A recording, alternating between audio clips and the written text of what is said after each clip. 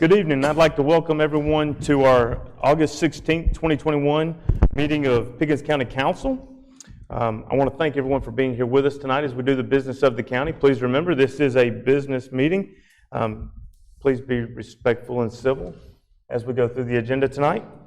At this time, I'm going to ask Councilman Alex Seda to please lead us in the invocation and the pledge.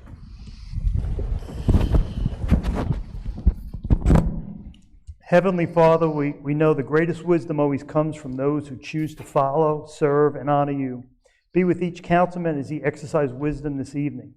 May we honor you through our decisions, debate, votes, and may the results of our decisions truly benefit the citizens of Pickens County. God bless our troops around the globe and stateside, as well as our law enforcement officers, in particular Police Officer Milton Gore of Horry County, Deputy Sheriff Jonathan Price of Marion County, and Sergeant Gordon Best of North Myrtle Beach, all killed in the line of duty this year. In your loving name, Jesus, dear Lord, we pray, amen. Amen.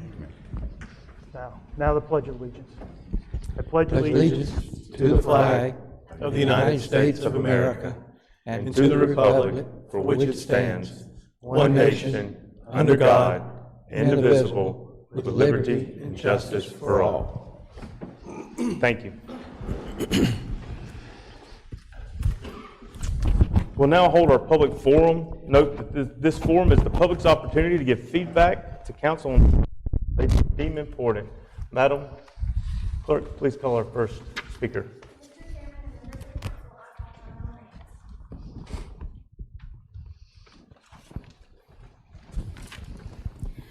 This coming Wednesday, our Hampton Library has an event scheduled to show a movie entitled Wrath of Man, which is rated R.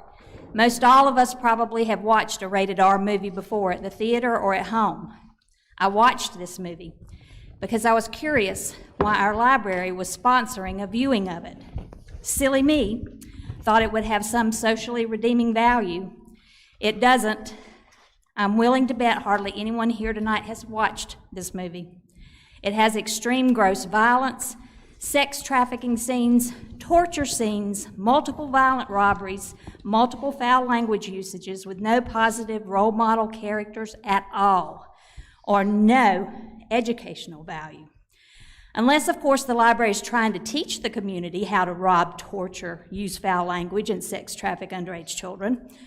One particular scene depicts sex traffic of teenage girls and includes obvious sounds in the background of a young girl being videoed and tortured and raped in a back room, so sex predators can view it and get off on it. The theme is violence is needed to get what you want. According to the library's website, their mission is to provide all county residents with access to information through the development of appropriate collections and services.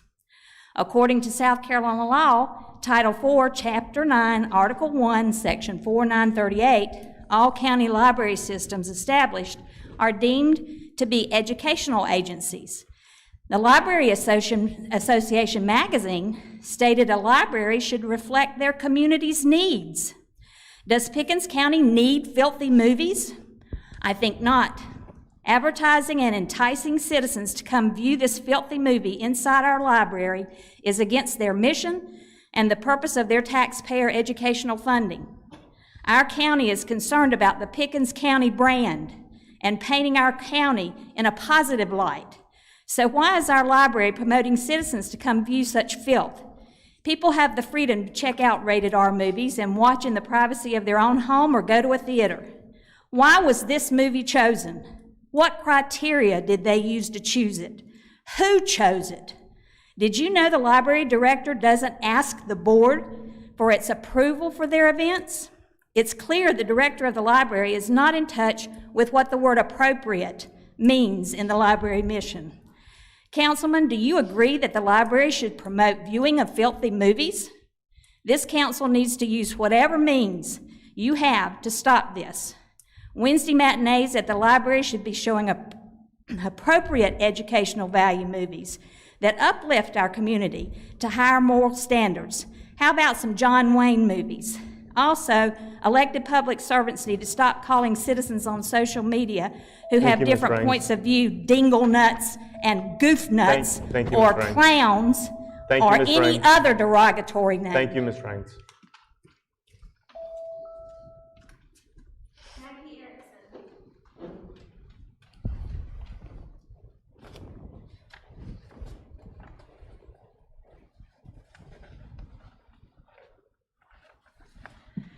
Mr. Chairman and members of the council, we're here for an update, which I understand is forthcoming from Mr. Roper. We're also here to publicly express our concern over the Seneca Journal's article that was published Friday a week ago. Publishing our names, though legal, was at minimum unethical. According to the Society of Professional Journalists, there are basic ethics considerations that we believe were disregarded or ignored. And I quote, "Ethical journalism treats sources, subjects, colleagues, and members of the public as human beings deserving of respect. Journalists should balance the public's need for information against potential harm or discomfort. Pursuit of the news is not a license for arrogance or undue intrusiveness. Recognize that legal access to information differs from an ethical justification to publish or broadcast. Realize that private people have a greater right to control information about themselves than public figures and others who seek power, influence, or attention. Weigh the consequences of publishing or broadcasting personal information," end quote. I say these things because you know that we have come at great personal cost and at great personal risk. The Seneca Journal chose to disregard that. While the original action of publishing the article may have been careless or thoughtless, the response from the news editor and the general manager when confronted with legitimate concerns by multiple citizens was arrogant, callous, and dismissive. Yes, there's a story here, but harming innocent people to report it was unnecessary. We condemn the actions of the Seneca Journal in this situation, and for the good of the citizens of this community, we publicly call on them to heed fundamental journalistic ethics going forward. Finally, my request for the council tonight is that you please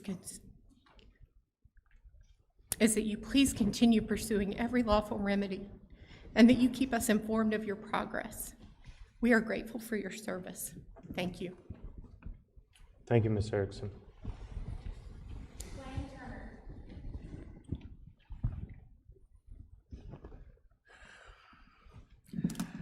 It is the job of this council to not put drunk drivers on the road and to see that we are protected from those drunk drivers. But now, this is taxpayers' property. You know that it's a detention center across the road. If you're going to license to sell beer over there, I want that license. Our schools, does that mean you can sell beer there? What are you going to do? You didn't just say so-and-so here, so-and-so there. You just said all Pickens County properties. That includes this. You're going to sell beer at the door. I surely hope not. And I'm here to tell you, you have a bunch at Haygood Mill on the Haygood Mill Foundation. It can't wait to turn that into the biggest honky-tonk in the Southeast. I know they've all.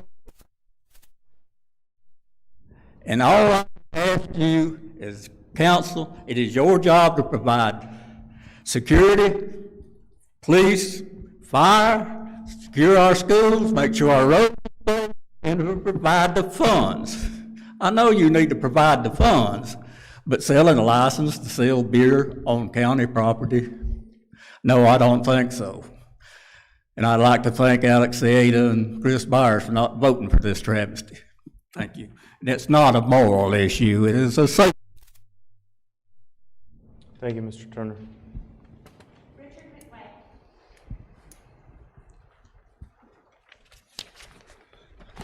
Gentlemen, last month there was an agenda item regarding designating August Immunization Awareness Month.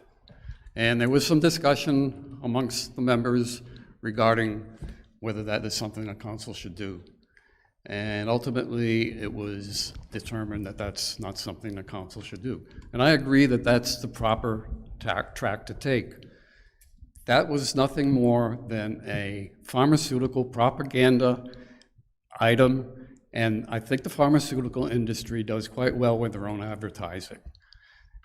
On a sideline to that, what we're seeing right now being called a vaccine is not a vaccine. It's messenger RNA, which is a gene modification injection. It has nothing to do with vaccinate. It does not meet the medical definition of vaccine. Now, I have heard members or folks here talk about recommending or suggesting that folks should be getting a vaccination. That is irresponsible. There is liability going along with people suggesting you get a vaccine. There's something called informed consent, which is part of the Nuremberg Code. There's 10 points of the Nuremberg Code.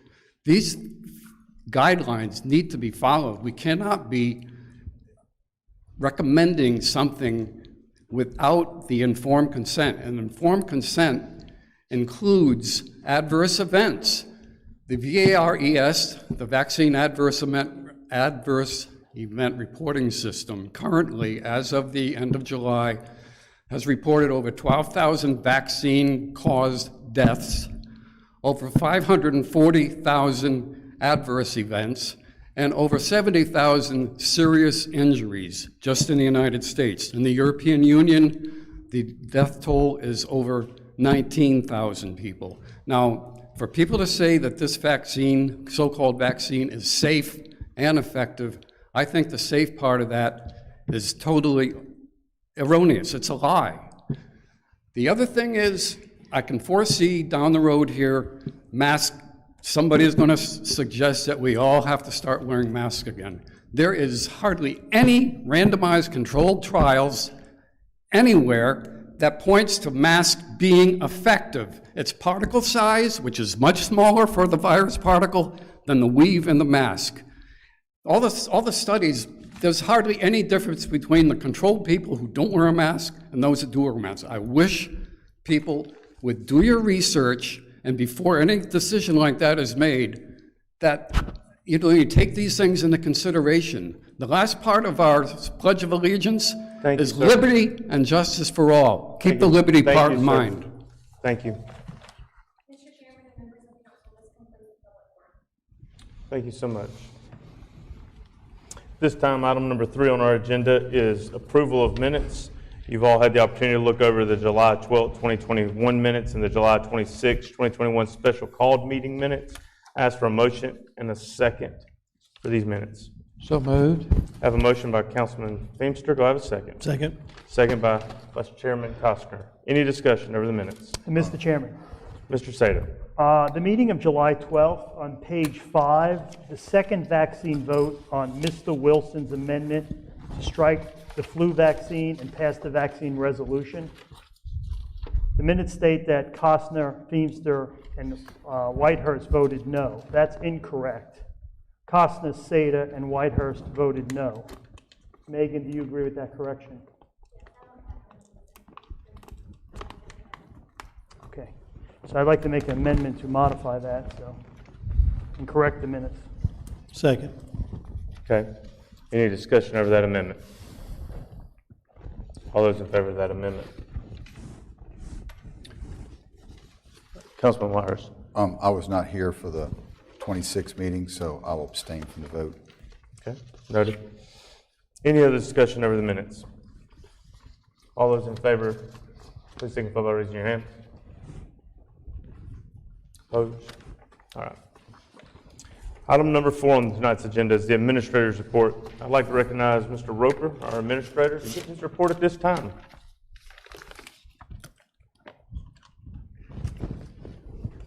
Thank you, members of council. I appreciate the opportunity to update you on a couple of things, three things, I guess.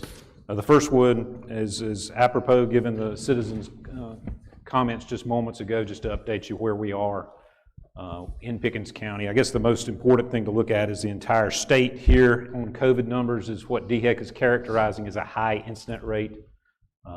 We've had 317 deaths in Pickens County that were deemed due to COVID-19. We've had a total of 2,691 cases, and you can see the trend, which I think probably you've seen in the media based on things that have happened with the school district and otherwise, where we've seen an increase in cases here lately. So we just want to encourage people to take that into account and to make decisions accordingly. What it means for us, specifically in the county, I want to give you that information, is that we went about 2 months with no positives among our employees. One of my primary responsibilities would be to try to protect the public and the employees if there's some sort of communicable disease, and so we do track this sort of thing. We went almost 2 months without a positive. In the last couple of weeks, we've had 28 employees that either through symptoms or exposures have required tests. Of those 28, 15 were vaccinated individuals and 13 were not vaccinated individuals. Ultimately, of the 28 tests, 10 were positive. 3 of those, we're happy to report, have now done their course of treatment and now back at work. We have 7 right now that are out awaiting results. So these are high numbers for us. This is high numbers for us internally. And so while we are committed to providing essential services to the public, and I think this council has spoken repeatedly and clearly that we want core government functions to be maintained throughout this situation, what I have done is in the last couple of days directed our staff to go back to what we call Modified Phase 2. Modified Phase 2 is what we had planned for in advance after learning a lot of hard lessons in the early parts of the pandemic. And what that means is we try to limit our travel between offices. We try to maintain distance where we can. We up our cleaning. We try to not have 2 to a vehicle. We wear masks when we're in the office. Simple, common sense precautions that we can take that protects our employees so that our employees can still provide services to the public that's expected, and also to protect the public from our employees that might be unwittingly carrying the virus. So we're trying to do the small things that we believe will be effective in helping us maintain our essential government services. It will not impact, and I think it's important that everyone knows this, it's not impacting any county offices. No county offices, this building tonight, for example, any of our offices within this building are open for business. We want to encourage people to use online resources, call before you come, use emails, all those sorts of things to save you a trip. We still want to encourage that, but we do want to stress to the public that Pickens County is open and we are working to serve them. Continuing on, and this is something that I told you a couple months ago we would track for you, and that's our implementation of the capital improvement plan. The way this worked, and you'll remember once we did this, I guess in the start of the 4th quarter of the last fiscal year, you see these lines are items that are in the capital improvement plan, including copiers, trucks, vans, some quick connect generators, things for IT, vehicles, sheriff's vehicles, rescue squad vehicles, those sorts of things, fire vehicles, all of these that were improved in this past year's budget. We have already begun, and you'll see the items that are listed in yellow. Those have made it through the procurement bid process and are now moving on to actually ordering the vehicle in question. You'll see we're making some progress there. And then a couple of them, for example, the coroner's morgue, that's something that's been a need for many years. That construction is beginning this week. So it's given the coroner a facility in one of the bays at Liberty EMS to do her work in a controlled and secure environment. So that's starting here immediately. And so you'll see that continue. Those will turn yellow and green, and we'll be glad to provide individual information on those as council may have questions, but just want to keep you updated that we're working to implement, the capital purchases that you all deemed important. Moving on to updating you on the SCAC Awards presentation. Those of you that may know, South Carolina Association of Counties is the statewide organization that provides training and advocacy on behalf of the counties. We had 3 entries this year in the SCAC Awards. There were only 3 categories, so I only entered 3 of our programs. First, we entered in the COVID-19 Response and Resiliency Showcase, talking about our phased planned response to COVID, and also talking about our temporary information pod that we had outside. That category is more a sharing best ideas category, so there are no awards in that category. We also entered the J. Mitchell Graham Award, the Pickens County Collaborative Repair Program. You'll remember the Stonewall Creek repair, where we think we saved the county taxpayers over $100,000 by planning and working with the local stakeholders before we replaced a washed out culvert from a spring storm. You'll remember that one won a statewide engineering award. We entered it in the J. Mitchell Graham Award, and we were not awarded the victory on that, but we were given a nice plaque to commemorate our involvement. So we're very proud of this, and this will go in our stack of plaques that we've received from SCAC. Similarly, we entered our broadband initiative that we're doing jointly with Blue Ridge Cooperative, where council has taken some action to try to bring broadband to the rural areas. We entered that in the Barrett-Larimore Regional Cooperation Award. I was very hopeful for this award until they called me and they asked me to present, and a couple of council members were present. They asked me to present at a resiliency showcase down at the SCAC conference. And gentlemen, you're members of professional organizations. You'll know when you get that call to present, that is a consolation prize, which is what we won with this award. So we will also add this to the stack. I told the staff at SCAC that they're going to, and I appreciate the opportunity to compete on that big stage, because I believe Pickens County belongs on that stage. But I told the staff at the SCAC that next year we're going to enter 2 in every category.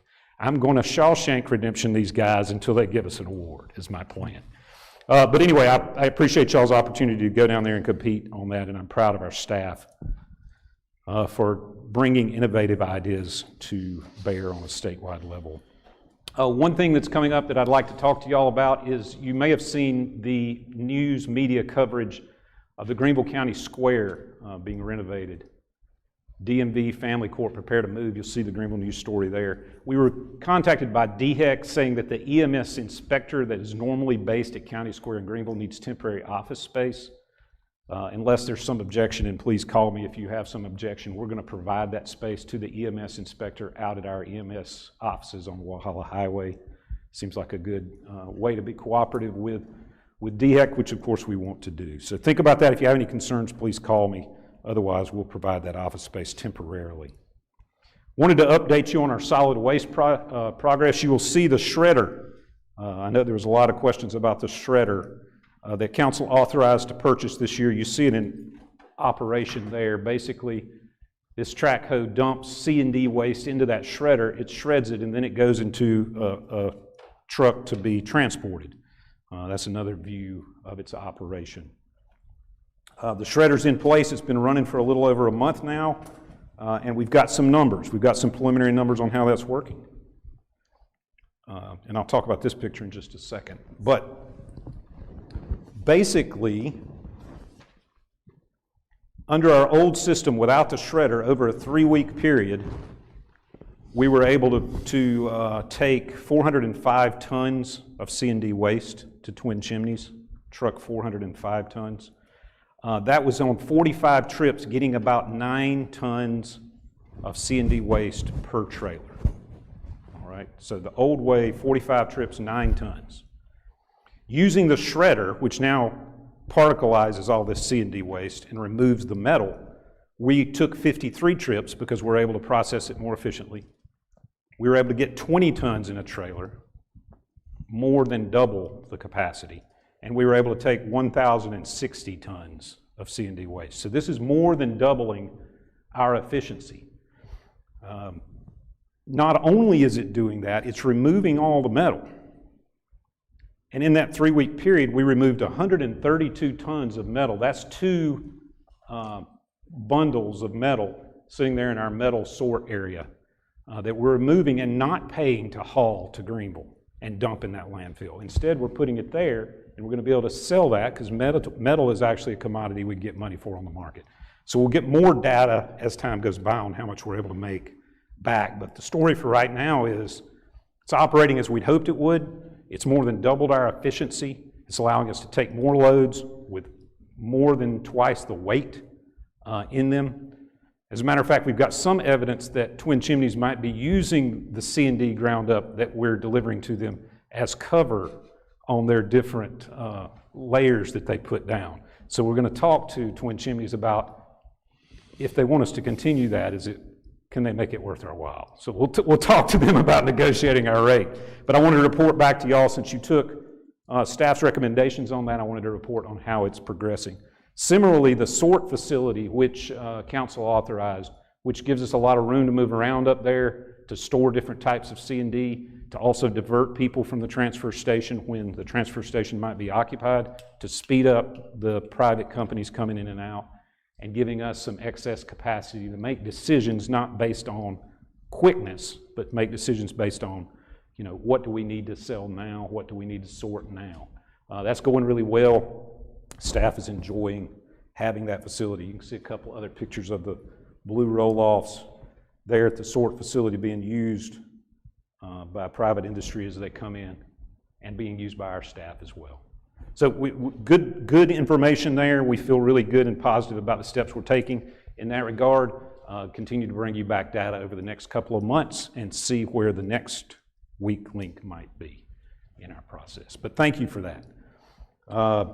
As mentioned earlier, the code enforcement issue out behind Daniel High School. I apologize for patting my microphone. Multiple violations have been issued since January 2019. I know you all received a report about that.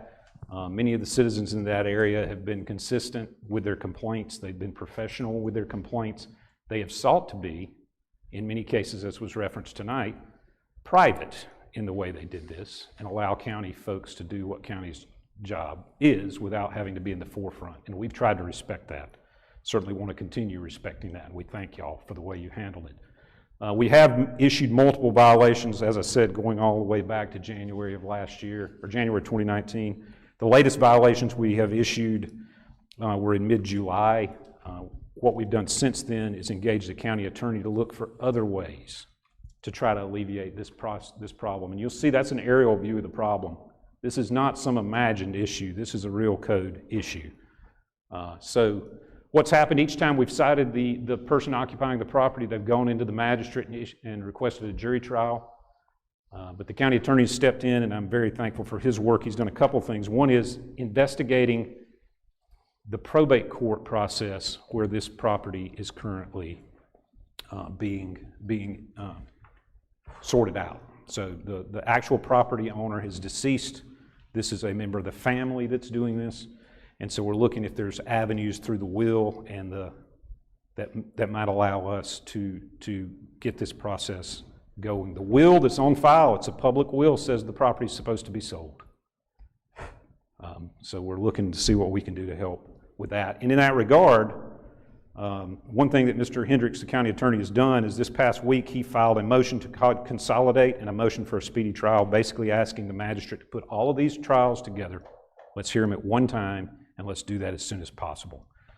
He was just showing me moments ago he's received notification from the court that they're looking at when they might be able to schedule that motion to see if we can have a speedy trial. So just want to reassure the members of the public we're doing what we can do. Council is strongly committed to doing what they can do on that front, and we appreciate y'all's patience, and we'll do everything we can. Okay, so thank you.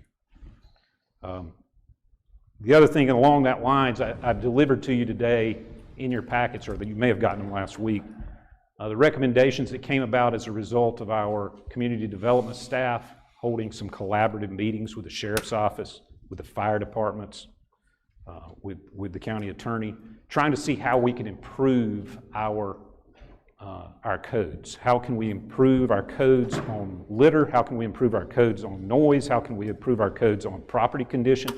And so we've given you in your packet some information, not for discussion tonight because it's not on the agenda, but for us to study together and see if there's a path forward for us making our codes work as good as possible. So you have that information, and I'm appreciative of staff for working to put that together. And we anticipate that there will be many good discussions in the coming months on how to move forward on that. Final update I want to give you is the job postings you created. 3 new jobs in your budget this year. 2 of those were litter enforcement officers, and 1 was a new position at Alliance Pickens. Just wanted to update you that we've worked out the job descriptions. Those jobs have been posted. Resumes have been received for the litter control officers, and actually interviews are ongoing. We had an interview with 1 applicant on Friday and another applicant scheduled to come in later this week. So I just wanted to let you know we're moving forward with that. We've actually already ordered, or I approved the requisitions today to order the vehicles that those enforcement officers would be driving. So we're moving forward on that. The other is the new position at Alliance Pickens, the new position that's going to focus in large part from what we've received from council on small business and figuring out ways to integrate and help with small business. That job description has been finalized with Alliance Pickens, and that job is now posted, and we're accepting applications. Excited about both of those, and we're appreciative of council for providing us with those employee positions. Gentlemen, that concludes my prepared report. I don't know if you have any questions. Does anyone have any questions for Mr. Roper? Mr. Chairman, I have a question. Mr. Seda? What's the new plan for recycling plastics? So we have been, over the last couple of weeks, pushing out information on social media and in the newspapers, trying to educate the public about ones and twos. Ones and twos being the marketable commodities. If you're not familiar with what Mr. Seda is referring to here, every piece of plastic you get is not recyclable. You'll look on the bottom of it, you'll see the little recycling symbol, and you think everything is recyclable. The truth of the matter is, with the current market conditions, and Mr. Seda could probably speak more intelligently on this than I could, ones and twos are the ones that we can actually sell. Everything else we can't sell, so we don't have any choice but to put it in the landfill. Short way to think about ones and twos: does it have threads on top? If it has threads on top, we need you to recycle it. If it doesn't, we need you to throw it away. Only exception to that being pill bottles, which are not recyclable. Anyway, think about that. Has that started? It has not started. We're going through a public, we didn't want to start immediately, so what we're looking at as a target date to begin is September the 7th. We're going to do more public education before we get to that, but September the 7th is going to start our test period where we see if the public can self-regulate on delivering to us those ones and twos in order for us to have a marketable commodity and be able to continue our plastic recycling program. The other thing is, I want to give a shout out to Mark, who works at the Recycle Center at Bestpac. I mean, I can always tell when this guy's working because the place is spotless. He's never sitting down. He's usually sweeping. He's talking to customers. I saw him the other day wander off thinking, where's he going? To go pick up trash that blew away. Shout out to Mark at the Recycle Center there. One other question is, explain to me the rules when the county takes a road into the county maintenance system. Okay, there's 2 ways that a road would come in. There's actually 3. Let me back up. There's one way we take it into the county maintenance system, which is involuntarily. And a lot of our roads, as you already know, I think there's something on the agenda tonight about that, is that South Carolina Department of Transportation just gives us a road.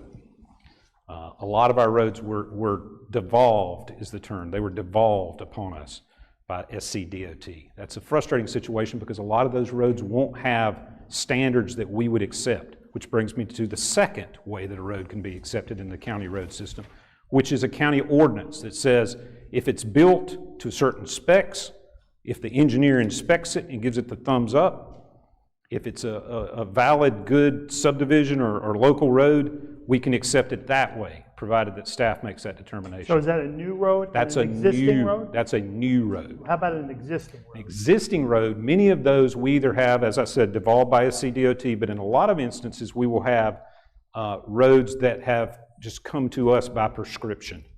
By prescription, just meaning over time people traveled on this path. 50 years ago, the county supervisor put some gravel down. Then they tarred it. 20 more years go by, the county went out there and paved it.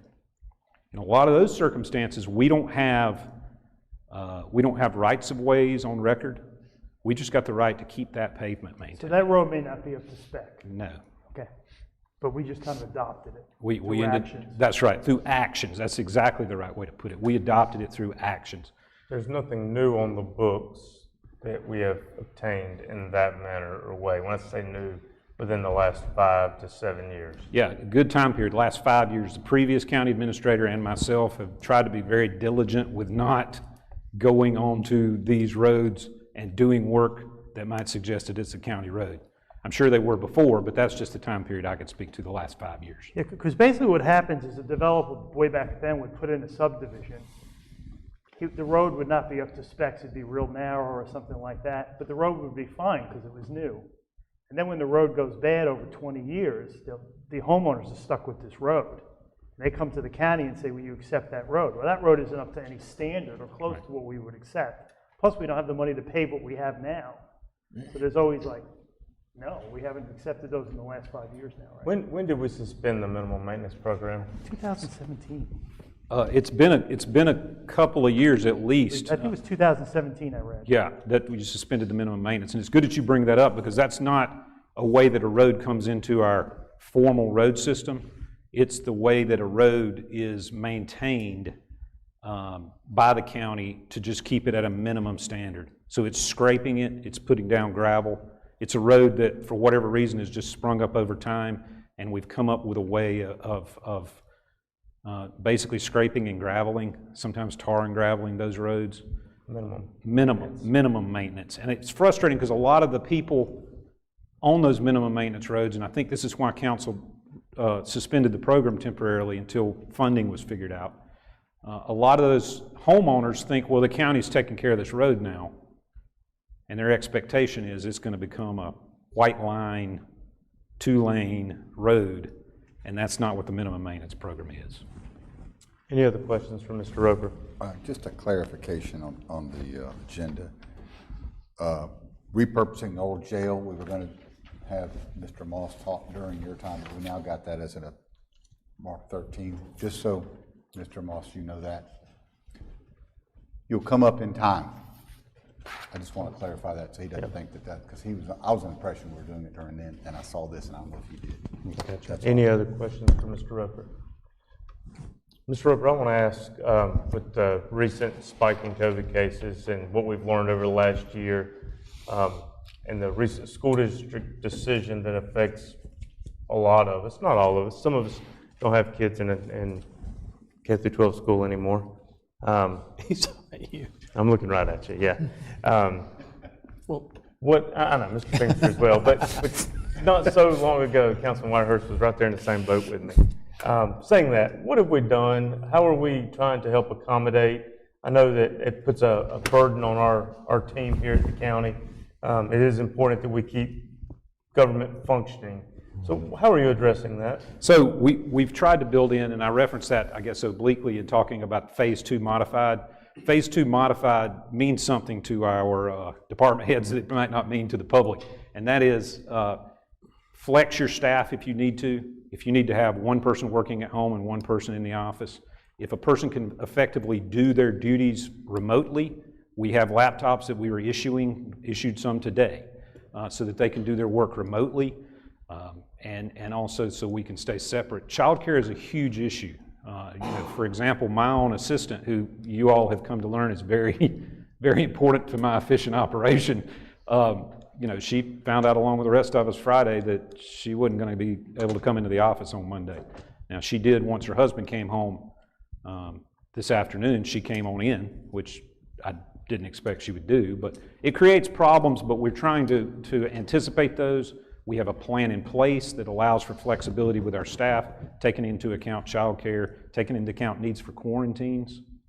All of these things are part of our Phase 2 plan, and we'll report back to you if we have any real issues with that. Right now, we think it's working well. So pretty much all of our departments, we feel confident that we're addressing those needs, because obviously it is a true need for many reasons. But you feel confident that we're addressing those? I do. We've had a couple of scares, going back in the history of this, where we were afraid an entire department might be taken offline, and we've gone to great lengths to prohibit that possibility. So I am confident. Well, thank you for that forethought.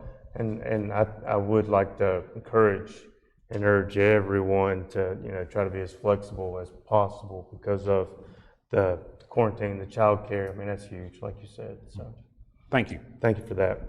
Anything else for Mr. Roper? All right, item number 5 on tonight's agenda is committee reports. The Committee of the Whole met July 19th. Log number 167 was the 2021 accommodation tax funding request. The funding requests were approved as presented. And I apologize, just for pure formality, do I need to read each request and what was approved? Okay, absolutely. So the first item was the Upstate Heritage Quilt Trail. They were approved for $4,675. 6 Mile Issaquena Festival was for $5,000. The Clemson Area Chamber of Commerce was $4,500. The Clemson Area Chamber of Commerce for their spring rowing event was $8,500. Lake Hartwell Country was $10,000. Palmetto Conservation Fund was $5,000. Pickens Rotary for the Ride to the Rock was $600. The Dacottsville Heritage Association was $2,000. The Rinsing Center was not approved at this time. Town of Central Friends of the Crescent Trail was approved for $30,000. Hey Good Meal Foundation Glamping, $25,000. Pickens Azalea Festival was $12,000. Pickens County Performing Arts Center for the Veterans Appreciation Show was $8,650. The South Carolina Entertainment Hall of Fame wasn't approved at this time. The Foothills Art Foundation was $5,000. Clemson's Aquatic Team was $14,490. And the Town of Central was $4,000. The City of Clemson was $18,500 for a total of $157,915 of accommodations tax. This was, the motion was made by Councilman Whitehurst. As it was amended, it was seconded by myself, and it passed 6-0 and comes to you tonight as a recommendation out of committee. I don't need a second since it comes as a recommendation. Any discussion on any of this? I just had one question. Mr. They're Sadler? kind of related to this. I know we were going to buy those new park signs. We talked about maybe buying it through using an A-tax money. Could you update us on that? Yes, sir. Council's instruction on that situation, I apologize, I think I've been handling the technology. Council's instruction on that was for us to find every avenue we could to pay for it out of A-tax funds. I think you remember the finance director was optimistic the night of that meeting that there would be money in the local A-tax fund account sufficient to cover all of that expense, or at least a large part of it. I don't have the exact numbers in front of me, Mr. Sada, so I apologize for that. But the good news is we did have enough money in the local accommodations tax fund to pay for that entire project. So it won't come out of the general fund at all. That's for the new signs in the parks. That's right. Any other discussion? Hearing none, all those in favor, please signify by raising your hand. That carries unanimous. Thank you, gentlemen. Log number 139 was the discussion of county road user fee. Vice Chairman Roy Costner made a motion to move forward with first reading and title only at this meeting to keep things the same with the municipalities and do the $2.2 million, eliminate the road user fee. I seconded that motion. The motion carried unanimously 6-0. No seconds required, as this comes as a recommendation from the committee. Any discussion? Hearing none. Well, I actually have a question. Item 14, how is that different? Item 14 is repealing the ordinances that have the road user fee in place. Okay. And allows for the levy of taxes. Okay, and so what is this motion? Well, hold on, excuse me for interrupting. Did we do, I thought we did a special called meeting to already do first reading and title only. We did. So we don't need to vote on this. We don't. So actually, this is just informational. So Right, this- and then we'll discuss the second reading. My So- apologies. okay, I okay. got out of line on that. Yeah, you're Kind of threw me a little bit. Yeah, okay. Yep, I got out of line on that. Apologize. Log number 179 was consideration of a plan from staff for the 2022 compensation adjustment within the existing compensation plan, utilizing the funds previously allocated by council, and there was no action taken. That is the end of that committee report. There was another committee of the whole on July 26. Log number 179 was the consideration of plan from staff again, and it was accepted. Motion was made to accept by Alex Zeta, seconded by Councilman Wilson, and it carried unanimous. It doesn't take any action. And then there was further discussion on the road user fee. So item 14 actually takes the place of log number 139 of this committee report. I apologize for the confusing, gentlemen.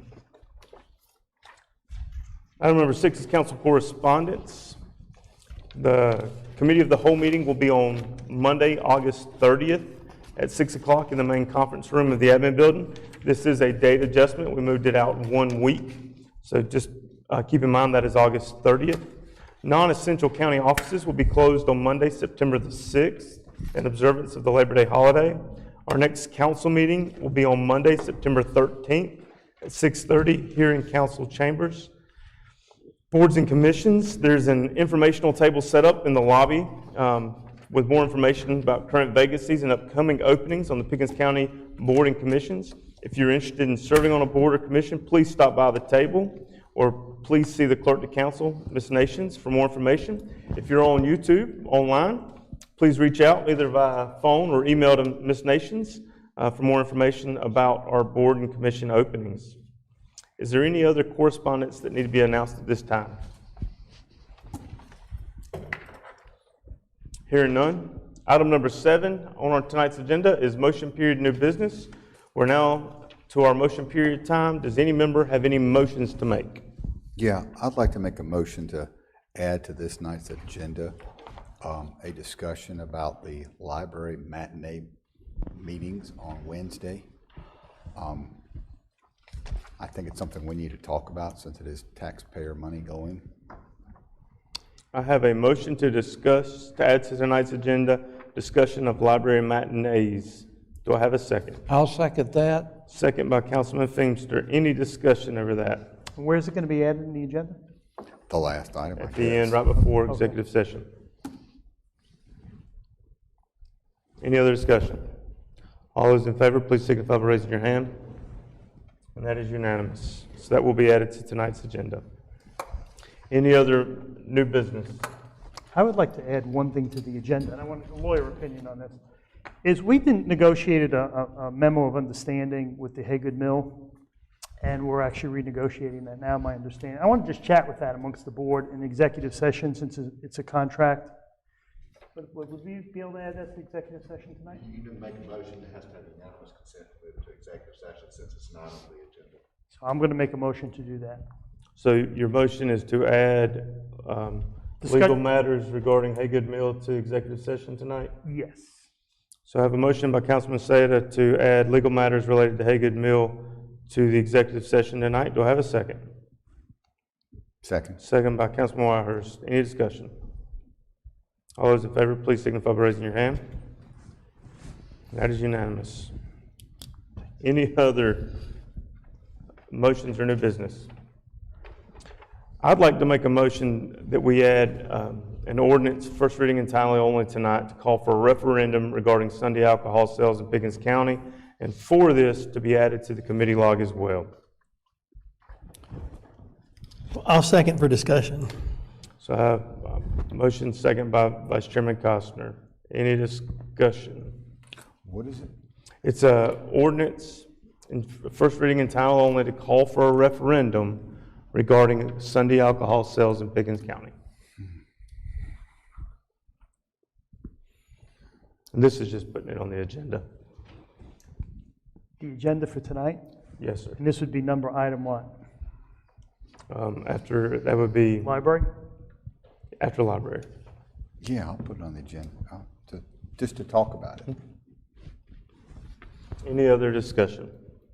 All those in favor of adding this to the agenda, please signify by raising your hand. Opposed? All right. I'm not prepared. So it fails, so we'll go to consent.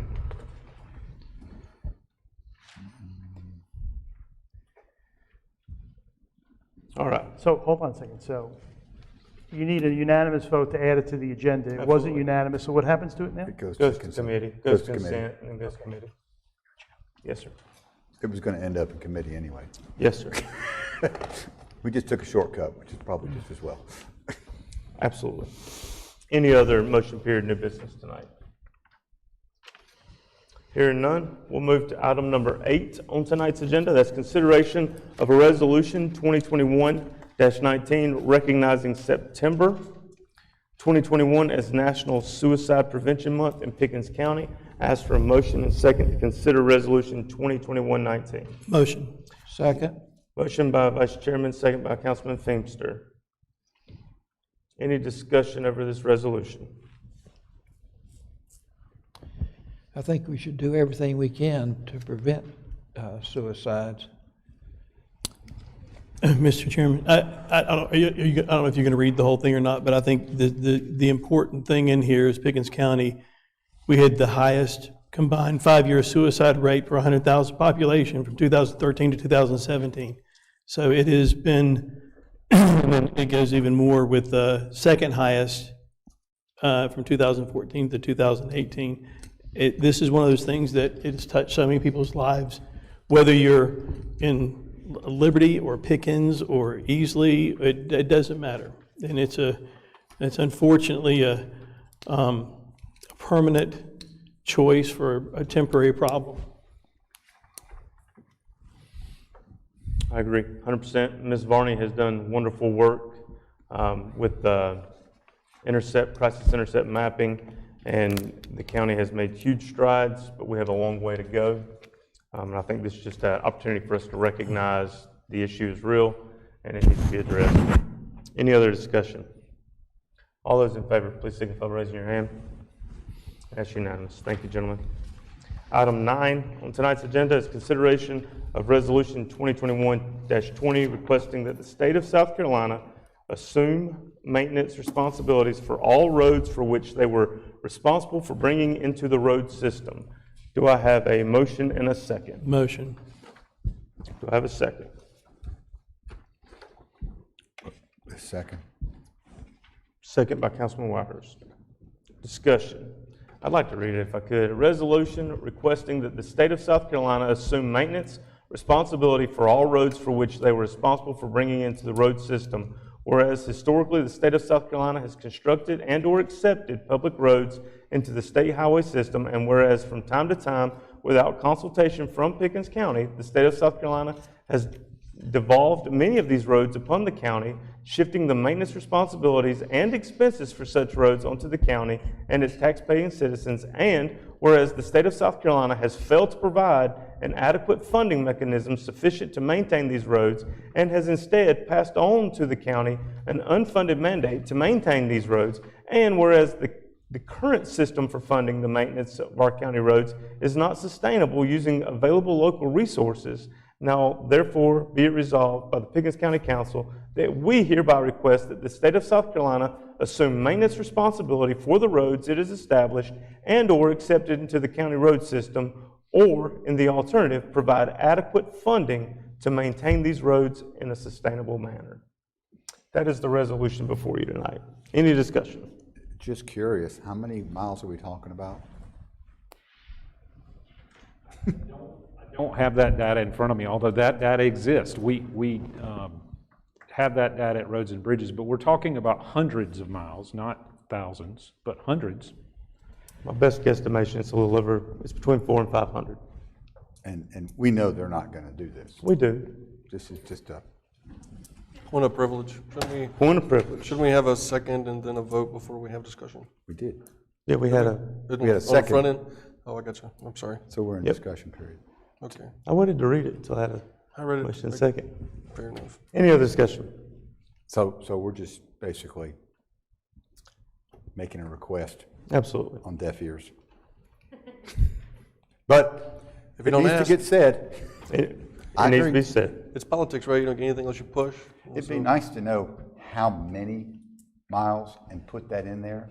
We have about 800 miles in the county that we take care of. 751. Okay, 751. If it's 400 miles, we actually might could pave the roads we have That's the argument. if it's that many roads. Any other discussion? Hearing none, all those in favor, please signify by raising your hand. And that is unanimous. Item 10 on tonight's agenda is Keeping Pickens County Beautiful Affiliate Certification Presentation. Mr. Roper. Yes, we were notified on Friday that because of the increased COVID numbers, Keep Pickens County Beautiful would not be traveling here tonight. They will look to do that in a future meeting of council. However, I can report to you that our staff has completed the Keep Pickens County Beautiful certification process, which will open us up to grant possibilities and also educational possibilities. They completed that just this afternoon, so it's an arduous, almost year-long process that our Parks, Recreation, and Tourism folks have been spearheading, and we hope that it'll fit nicely with our new litter control officers when they come in. So we will delay that formal presentation to a different night. Okay.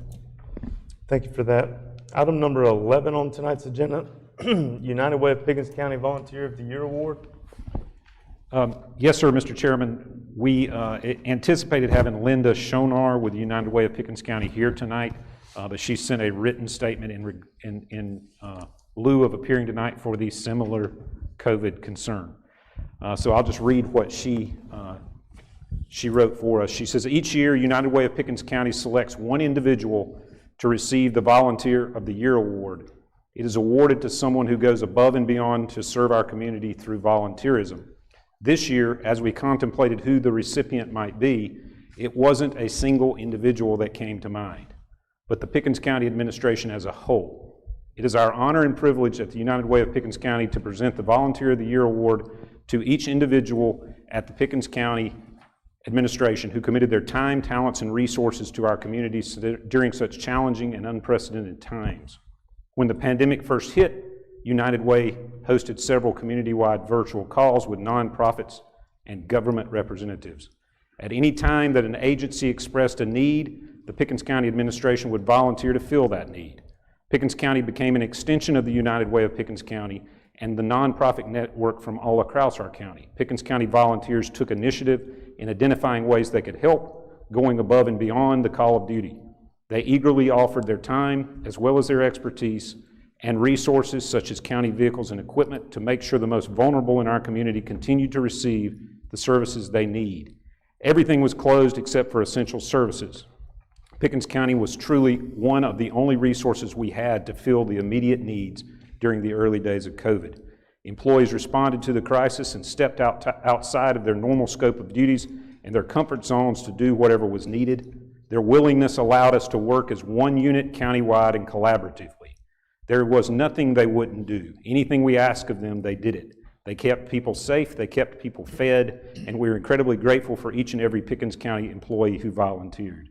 We can think of no one more deserving of the 2021 Volunteer of the Year Award. The award will be formally presented at the United Way's annual meeting. This free virtual event will take place on August 26th from 10 to 11. If anyone wishes to attend, they can register at www.unitedwaypickens.org or can contact Linda Schonar at the United Way. They did deliver to us the annual trophy they present, and so I've accepted this on behalf of council and of all county staff. So, thank you. Thank you, Mr. Roper. Mr. Chairman, Mr. Roper, I just wanted to say thank you for what you did during that time in helping to lead our staff, not only with the United Way, but Meals on Wheels, so many different organizations. And it was, the intent was to help our population of people that needed it the most, and we stepped up to the plate. Y'all stepped up to the plate. We didn't, y'all did. Thank you. Well, thank you for giving us the guidance and the vision to do that sort of thing. I will say that county staff's response during that time, when there was a lot of things we didn't know, was one of the most rewarding times that I've had here as a county. I'd never had a county employee tell me no when I asked them to run a load of food to the United Way or to help the United Way update its call log or deliver meals for Meals on Wheels. Never set up a vaccination clinic. Never had a county employee tell me no in those circumstances. And so it is nice. I will tell you one little side note. This award has never been given to anything other than an individual. So the county administration as a whole, that's the first time, and I always like it when we're the first time. Thank you. Thank you. Item 12 on tonight's agenda is consideration of staff recommendation to allocate funding for a low bid on sewer line extension in the Pickens County Commerce Park, project known as Project Jericho. Gentlemen, this may be something that was just assumed to already be approved on your behalf because of a couple of factors, but I thought it best to keep you informed and give you opportunity to weigh in. You approved Project Jericho with a fee in lieu. Our sewer line doesn't extend all the way to that site. It hasn't extended all the way to that site, or to the site adjacent. You'll remember there's a site adjacent to this site. So this funding would allow the extension of that sewer line. We're accepting the low bid here. We actually have money in the park expense account to pay for this, and then it will be replaced with the taxes that are paid from the park. So while technically this is going to be a zero sum, money expended to extend the sewer line, money replaced into the park account, I did not see anywhere that you had actually approved this specifically, so I wanted to make sure that you had that opportunity. I've got Mr. Farley here if you need any more details on that, but again, I think that you contemplated this was part of the approval for Project Jericho, but I wanted to make sure. So what you're saying is you would feel comfortable if we had a motion and a second to do this. So I'll make the motion that we take staff's recommendation to extend this sewer line as part of Project Jericho. I'll second it, and then I have I'd like to speak. Vice Chairman Coster. So I want to make sure that I understand or remember correctly. Do we have the opportunity to go after ARPA, or when we have our ARPA discussion for this funding? That's the kind of next layer of the onion. This is right in the crosshairs down the middle. In other words, we need it, and that's why we approved it. That's right. I remember in the meeting, the comment was made, we can do this and still get our money back over time with the taxes. However, we may have the opportunity with ARPA funding to be able to pay for it. Sewer infrastructure is one of the listed. There's no question it would qualify for ARPA funding. Okay. So either way, but I still felt like I needed your approval. Any other discussion or question? Hearing none, those in favor of taking staff's consideration, please signify by raising your hand. And that is unanimous. Thank you, gentlemen. Item 13 on tonight's agenda is an update on the proposal of the repurposing of the old jail. I'll ask Reverend Moss if he would step forward at this time. For those of you who may not know, just a little background in history, we're talking about the old stockade building, currently where the roads and bridges and the animal shelter. Reverend Moss was working with administration on coming up with some ideas utilizing that space to hopefully rehabilitate, I guess is the best word to use there, individuals. So Reverend Moss, thank you for coming tonight. If you would, we would love to hear an update on where you stand. I know we tasked you with coming up with a plan and you had some things to put in place and blah, blah, blah. If you don't mind, please update us tonight. Thank you so much to the council, administrator, and to people in the audience. It feels different sitting on this side and the other side. Amen. Amen. But I tell you, I'm excited about what's fixing to happen. As we speak, the letter of existence is here. 5031 is here, EIN number is here. We've got everything we need to move forward. With y'all help, I would like to meet with the area mayors and the council on the 25th, if we can, at the chapel at the old prison. So we can just sit down and fellowship and talk about what our vision is in the revitalization of these men that come out of jail. And you know, they just need a hand. They don't need a handout. And we're gonna train them. We're gonna work on their strength, but also sharpen their weaknesses so they can be productive citizens in the town of Pickens as well as in the state of South Carolina. And I know we can do it. I believe that we can do it. And as the Bible states, Jesus never threw nobody away, so we shouldn't either. So whosoever will, let him come, and let's build strong people in our community. Any questions? Reverend Moss, I know that we had given a full list and task, and it sounds like you've done a lot of that already. Is there anything you need from us or from administration moving forward? I know you got the community event to get everybody on the same page, but is there anything specifically we need to be working with you on? On the logistics, if you will, please, on the building, the property, and how we're gonna work through the insurance, whatever the case may be, however y'all present us with what you can do, and we'll go from there. Because everybody needs help when they're down. Can you, may I? Absolutely. Kind of give we all have a little bit of idea, but you know, when we sat down originally first talked about your vision, we're talking about doing something we haven't seen done. I know not in Pickens County. I'm not sure where else it's been done. It hadn't been done. We got the facility to rebuild and restructure men. And we all done fell down, but we can help each other up. And the thing we're gonna do is lend a hand. And as we do this, we're gonna educate them. We're gonna strengthen them spiritually. And we're gonna, again, make them productive citizens in our county. And me personally, I had a testimony, if you will. I had the opportunity to baptize one, lead him to Christ, and now he's pastor of the church, all out there in that stockade. So that you can't tell me, don't worry. We got the workers in the right place. We got everything moving in the right direction. We can't move too fast because we might run off and miss our blessing, but we also can't move too slow because the devil will get on our tracks. Amen? Amen. But we need to understand that there is a need in our county for homeless, for men of the struggling. There is a need to restructure and revitalize men. And I'm just here to serve. That's all I'm here for. No gimmicks or anything like that. We just here to make a difference in our county. And if won't nobody step out, call me, I'll go. You've never pastored a sermon before, have you? It's hard not to when you have something like this. Amen. It's hard not to. I'm giving you a hard time, Reverend Moss. I thank y'all for getting behind this, because as we move forward with it, and a prime example, I'm a councilman in the town of Central, and it was a guy standing out there saying, I don't have anything to eat. I don't have anything to drink. On council steps. Weak as water. We got to see about these people, amen? We got to see about them. I am my brother's keeper. So, We got to see about him. my understanding is that when these people come out of jail, Yes, sir. they're just left at the gate.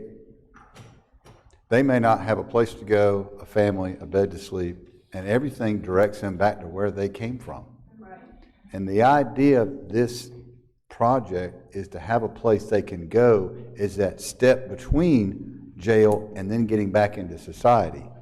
So my understanding is what Reverend's talking about is teaching some life skills to people that may not understand some of the life skills and how to get a job. And they have to have a job, and this is a self-sustaining facility. They're going to have chores, teaching them life skills to put them back into society rather than dumping them at the gate and saying, okay, literally, some of them just have to walk off. And then how are you going to start? So I think it's a great idea, and I've been very supportive of this, and I like the man in charge of it, and that's kind of what we're talking about doing, to understand. And we've got some things to work out, but we're on the right path. We've got the board of directors. We got our trustees in place. We got everything that we pretty well on that list that's done. We just need y'all blessings, and let us present to you what we have together. And then we might overlook something. We welcome all, avenues that we can pursue in this endeavor. Mr. Roper, I know that in the past, Mr. Hayes was working with Reverend Moss on a lot of this. Who is currently filling that role? Where do we stand on our end of the project? It sounds like Reverend Moss has done most of his end. Where do we stand, and kind of give us from the county side? So Catch your mic, please. You're correct that this was a project that was being handled by risk management, because that was one of our big concerns, obviously, with a project like this. So we did send Reverend Moss. I sent it because the answer to the question is who inherited it. It was me. I inherited this program when Mike passed. And so I wrote to Reverend Moss and gave him the list that Mike had created. Some of the things that he's referenced tonight address these concerns. There were some 22 questions we asked, and I said in my letter, I know that this may seem daunting. Answering these questions will, however, be extremely helpful to the county and to you moving forward. So it sounds like they have, as he said, moved diligently and slowly towards answering many of them.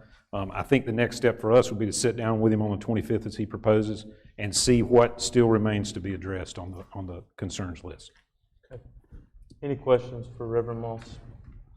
I just wanted us to get an update and get it back in front of everyone so that we could get it back on the forefront. COVID slowed us down on this. It has. Nevertheless, we got it, and we're so grateful to serve in this capacity to to get those that are lost. Absolutely. And we appreciate you picking up the torch and running. I know that we tasked you with several big things, and it sounds like you've been very successful. I have a question. What time is the meeting on the 25th? We got a time yet? 11 o'clock, would that suit y'all?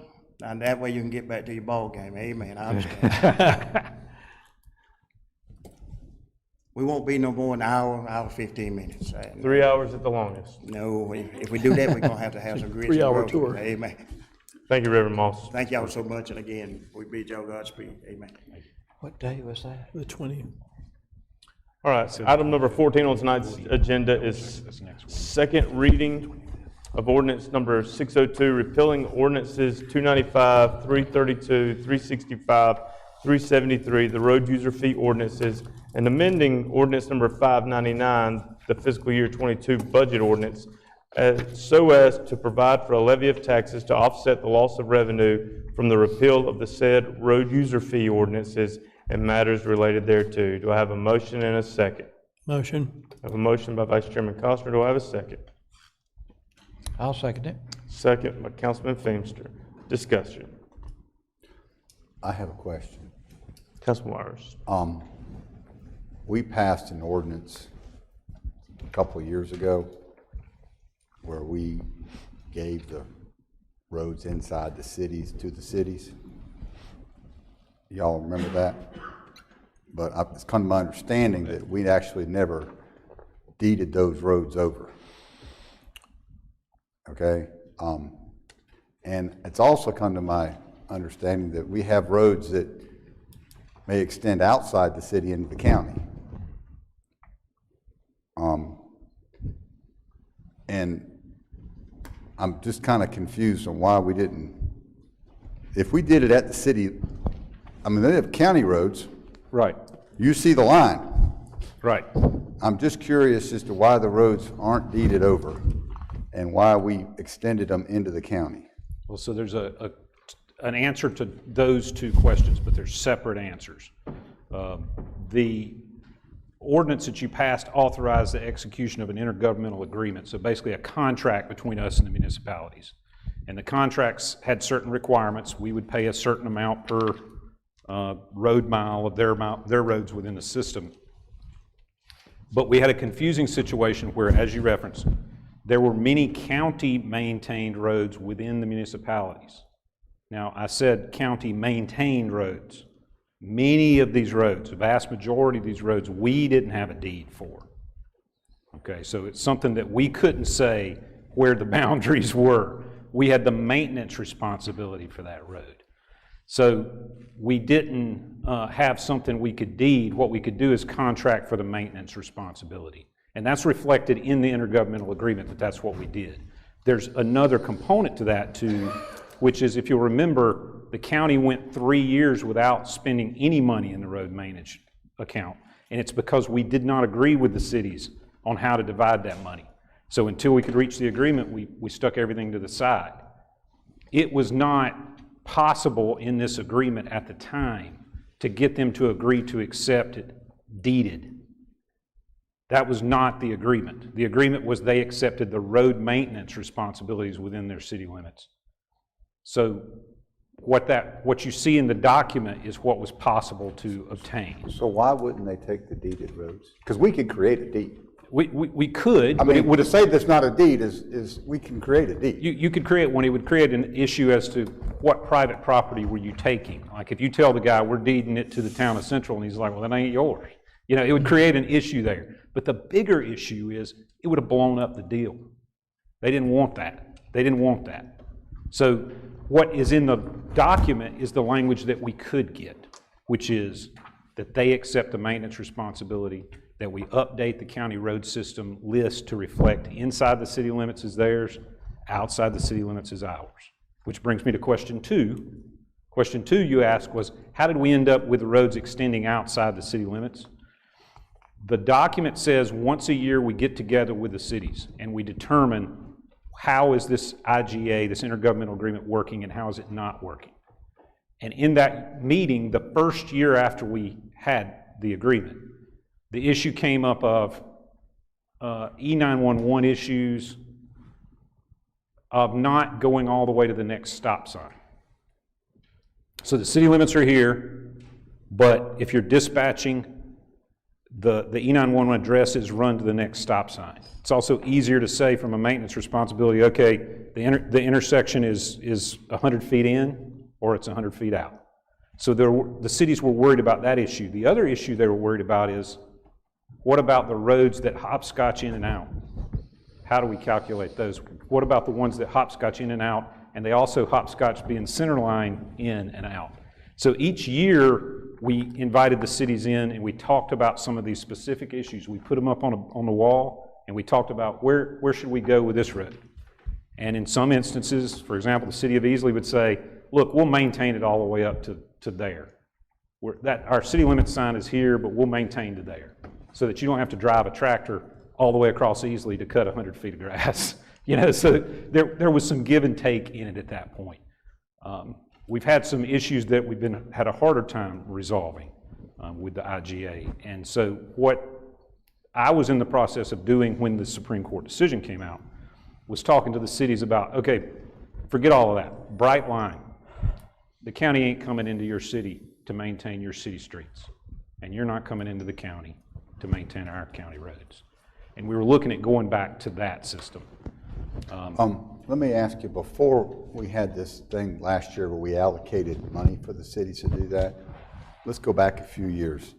How did we handle roads in the cities before we allocated money to the cities? So before we allocated money to them, is they were in the big pot. They were, we got, let's just, for round numbers, we got $2 million from the road user fee. We had a list of all the roads that were the county's maintenance responsibility. The cities may have submitted requests, but we spent our money going inside the cities as well. So we paved all the roads in the county. No, he's Well, saying we just paved county roads. We did. We would go inside the cities for the roads that were county roads.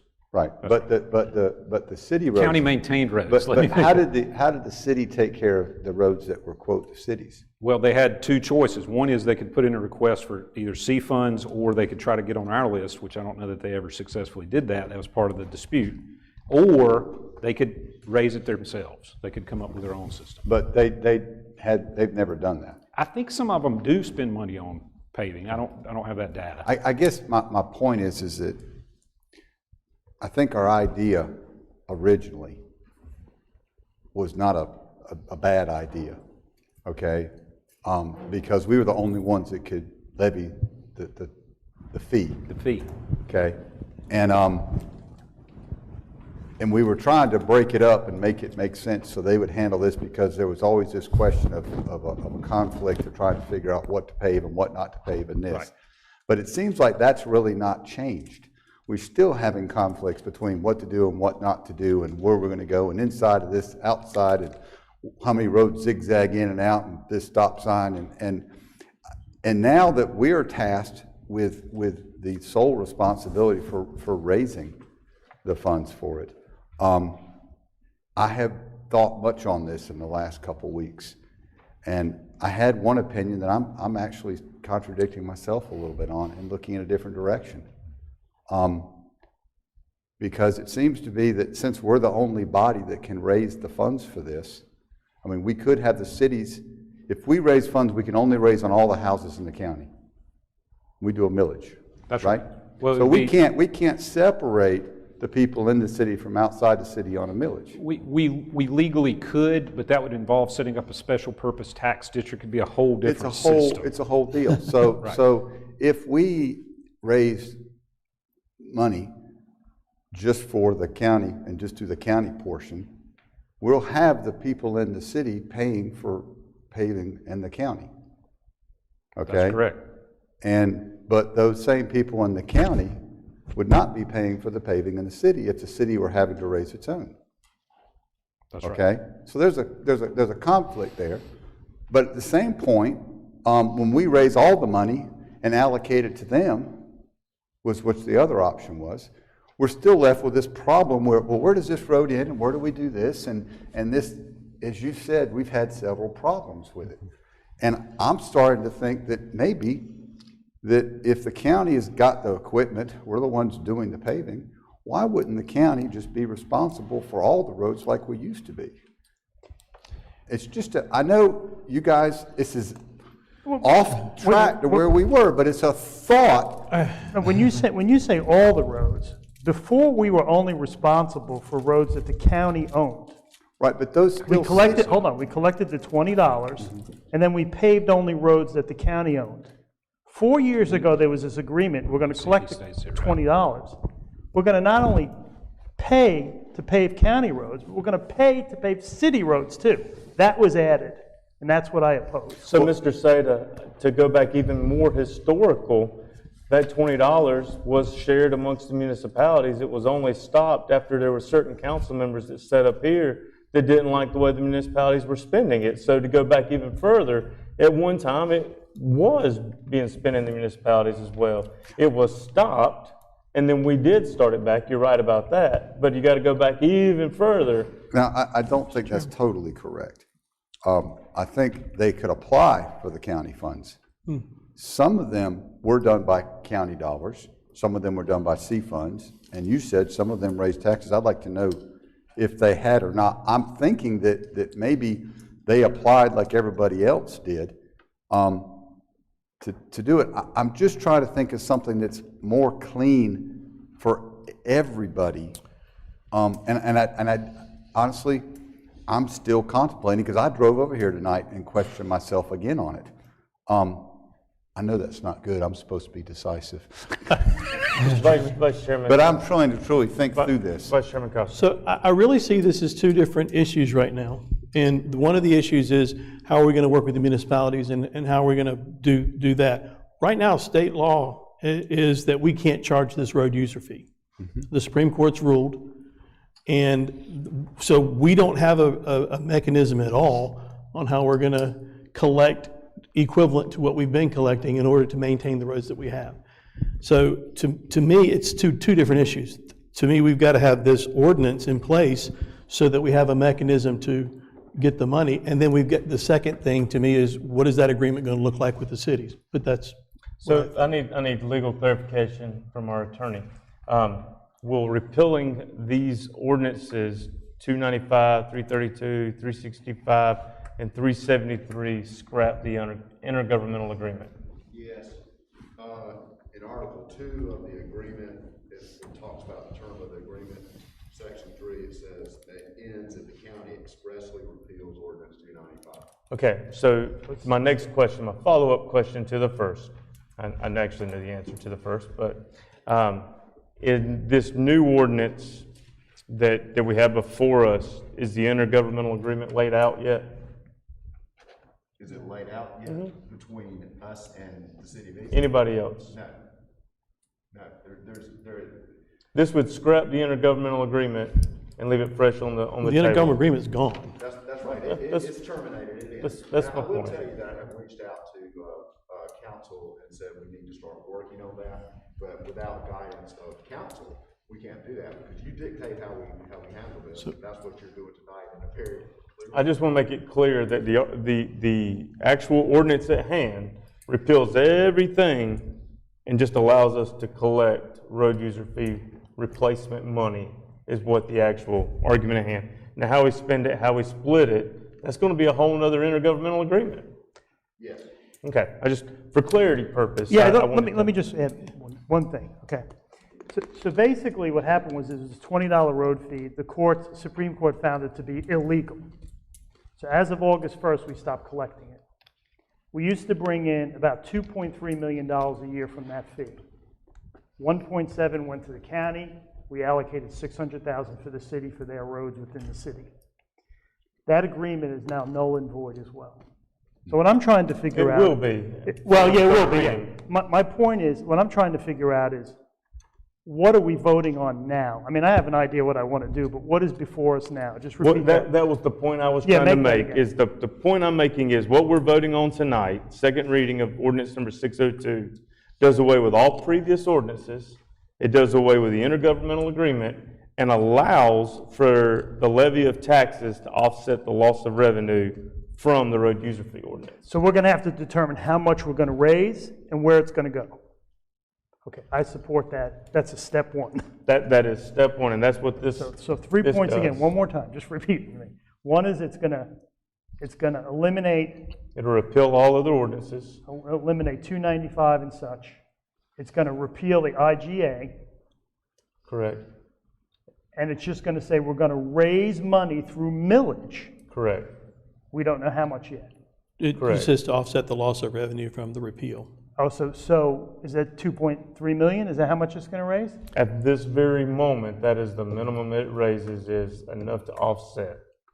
Now, before we can have a public hearing and third reading, we've got to have that number finalized. We can't have a public hearing until we have that number finalized. Okay, I got to read that. Mr. Feimster, you've been waiting very patiently. He has, I'm sorry. This may not be relevant anymore, but I'll say it anyway. I was on Clemson City Council in the 1980s, and we were paving a bunch of our roads in the city. And the county was giving us practically nothing.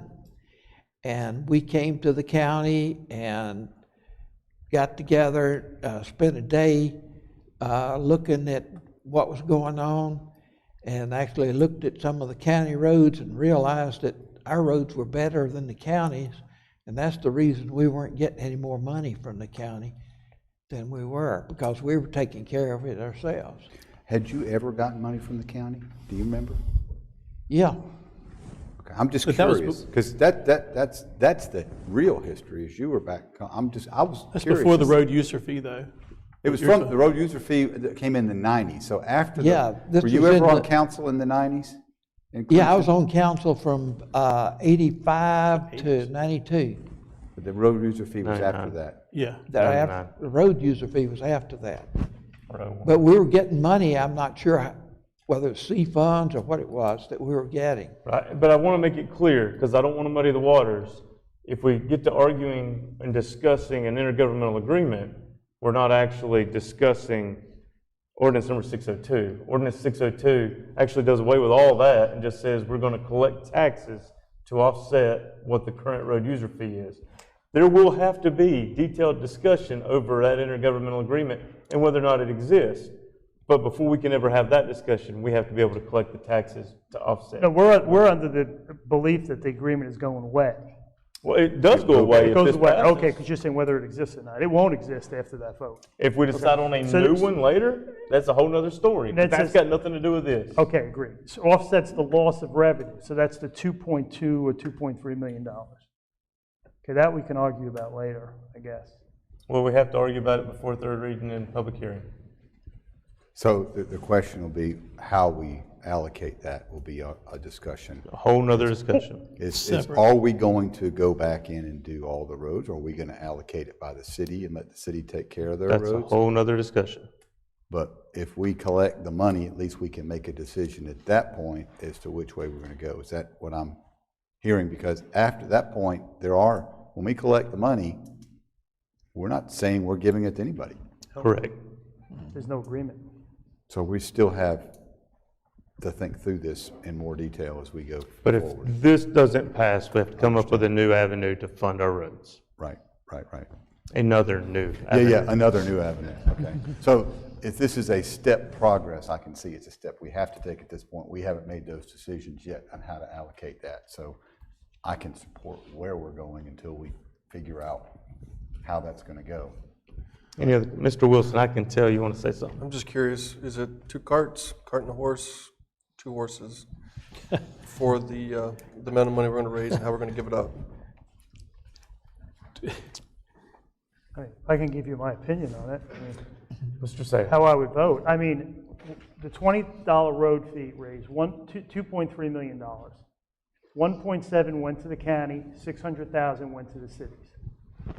Cities own their roads, they're responsible for paving their own roads. They're responsible for their own police, we don't give them allocations for police. I use their parks, I dump trash in their receptacles, I'm a county resident, we don't pay for that. You're welcome. That's the way it works, yes. So I don't know why we would give them money for roads, that's the question. So I would allocate, the county would raise the millage enough to only raise 1.7 million, which was the share of the county. That's it. The 600,000 that went to the cities would be out there for the cities to reach for through their own millage. I don't want to raise my right hand to raise that tax rate higher than it needs to be to raise money for roads that are owned by the city and pave those roads. It's not my job. My job is to pave county roads. So I would only support 1.7 million in the final vote, not 2.3. But what I really asked there was, do we have to do these two things in parallel so they converge at the time that they both become active? Or do we decide how much money we need to raise? It seems to me that both of them have to be done in parallel. There's one hand shakes the other in that particular discussion. I do think we need to decide what the number is. I think the agreement with the cities is separate. My opinion is it's a $20 road user fee, whether you're in the city or you're in the county. Now, we've been collecting from city residents, from county residents, from everybody. So if the original idea was to make this a complete wash I drive through the city limits all the time. I drive through the county. I drive all over the place. So it makes sense to me that I don't know how you can reduce or without creating a special tax district that Mr. Roper was speaking about. I don't know how you can not charge the people in the city, or Mr. Sada's point, I guess we're still charging the people in the city, and then the city will also charge the people in the city. They're kind of getting taxed twice. In my mind, I wanted to start with a wash. So if it's a $20 road user fee that does 2.3 million, that goes away, it's illegal, fine, raise the millage up to exactly the same, and that makes it fair and equitable across the board. Okay, so just repeat that one more time. You said what? That right now, everybody was paying the $20 road user fee, it goes away, so that's a reduction by that amount of fee. Yep. That raised 2.3 million to pave the roads in the county. So and the cities too. City roads. I'm saying to pave the roads in the county in its entirety. It raised 2.3 to raise the money for the county in its entirety. So we keep it the same. So we take the millage up to cover that. So it's a 2.3 to 2.3. And you want to give the cities the 600,000? I don't know how we want to do that yet. What I'm saying is that's separate. Back to Mr. Wilson.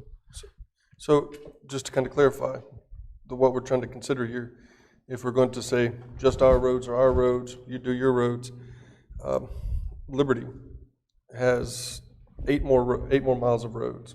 So that's $2 million more paving to do than Pickens. Pickens is a larger municipality. If you look at Norris has 0.36 miles of roads, which is $85,000, but was like 9 people live in Norris, 3 square meter area there. To me, there's we're all going to be driving through Liberty, transversing the county. Everybody in the county is going to go through there. Central, if you're coming from Clemson to the rest of the county, you're going to be running through their roads. I'm trying to figure out here how deciding this thing without disproportionately burdening a particular municipality that has tiny tax base to begin with works for the whole county to survive. So that's what I'm trying to work about. But before we make that decision, the amount we get and how we divide it, I just would like to know if we're going to figure the amount, then we're kind of putting boundary conditions around the decisions we're making with the local municipalities. So are you saying because we tax the city residents to $20, the city should get some of that money?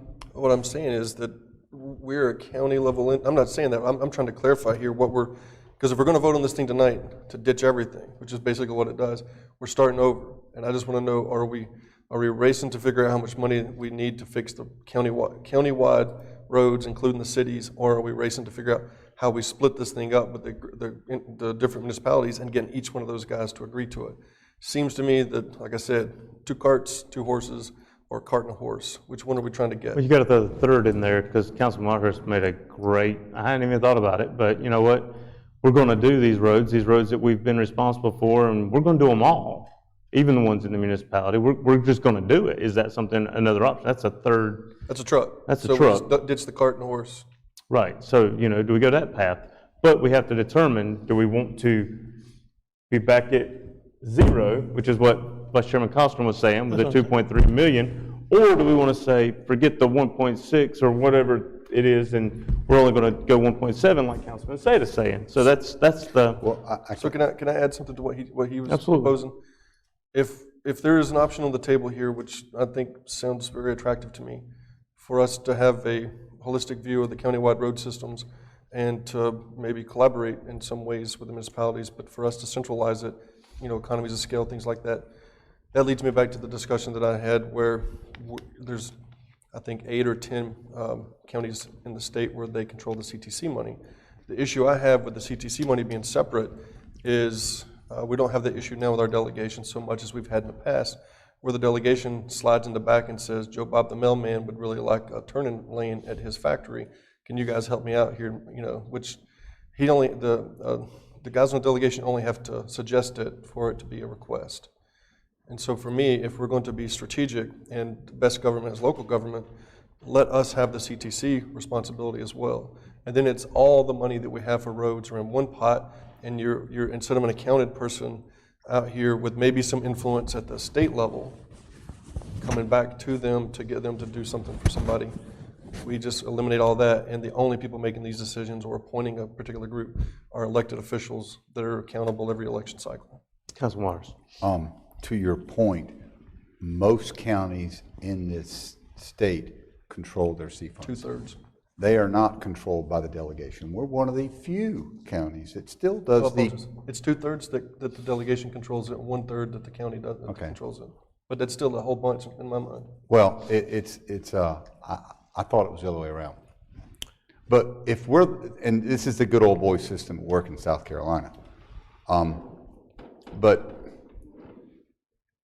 the problem that I have with if we're going to pull this money together, and the C funds is a separate issue, and you're exactly right on that, is that since these roads are not deeded to the cities, and we will have no more agreement, if we go and say, well, we're just going to do the county here, then they're going to say, well, we're not going to do that.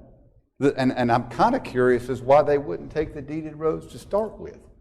It just seems to me like we were going to give them per mile allocation, but yet they wouldn't take the road legally. So I'm kind of just at a little bit of question about why the cities wouldn't, because if we're going to separate the two, the city has to take the responsibility of the roads in the city. And they've clearly said that they don't want that. I'm going to be a little punny for a second, but different path here. I think that whatever is going on with our intergovernmental cooperation, it's obvious through this that there's been some failure, and we've got to work on that because we're not being efficient, some way, shape, form, fashion.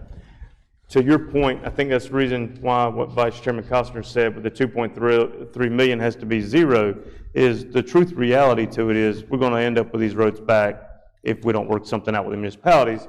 So saying we're only going to collect 1.7, you're going to end up shorter than the 25-year repave cycle that we're already on. You can't do that. So I think that number has to be at 2.3 million, and just anticipate that you're not going to have any intergovernmental agreement. That's just, and if you do, that's great. Mr. Chairman, to me, it's a wash. So in other words, it's right now we're $20 per car brings in 2.3. That goes away. The millages across the county as a whole, including all the cities and everybody in it, 2.3 million. So we're not talking about raising, we're not talking about lowering, we're not talking about creating more of a burden. It's the same, because we got put in this situation with the state Supreme Court. I mean, they made, well, first of all, I disagree with fees all the way around. I think we could go and say, let's vote on raising the fee to $150, and we could, but there are limitations on millage. And we can't do that high of a jump.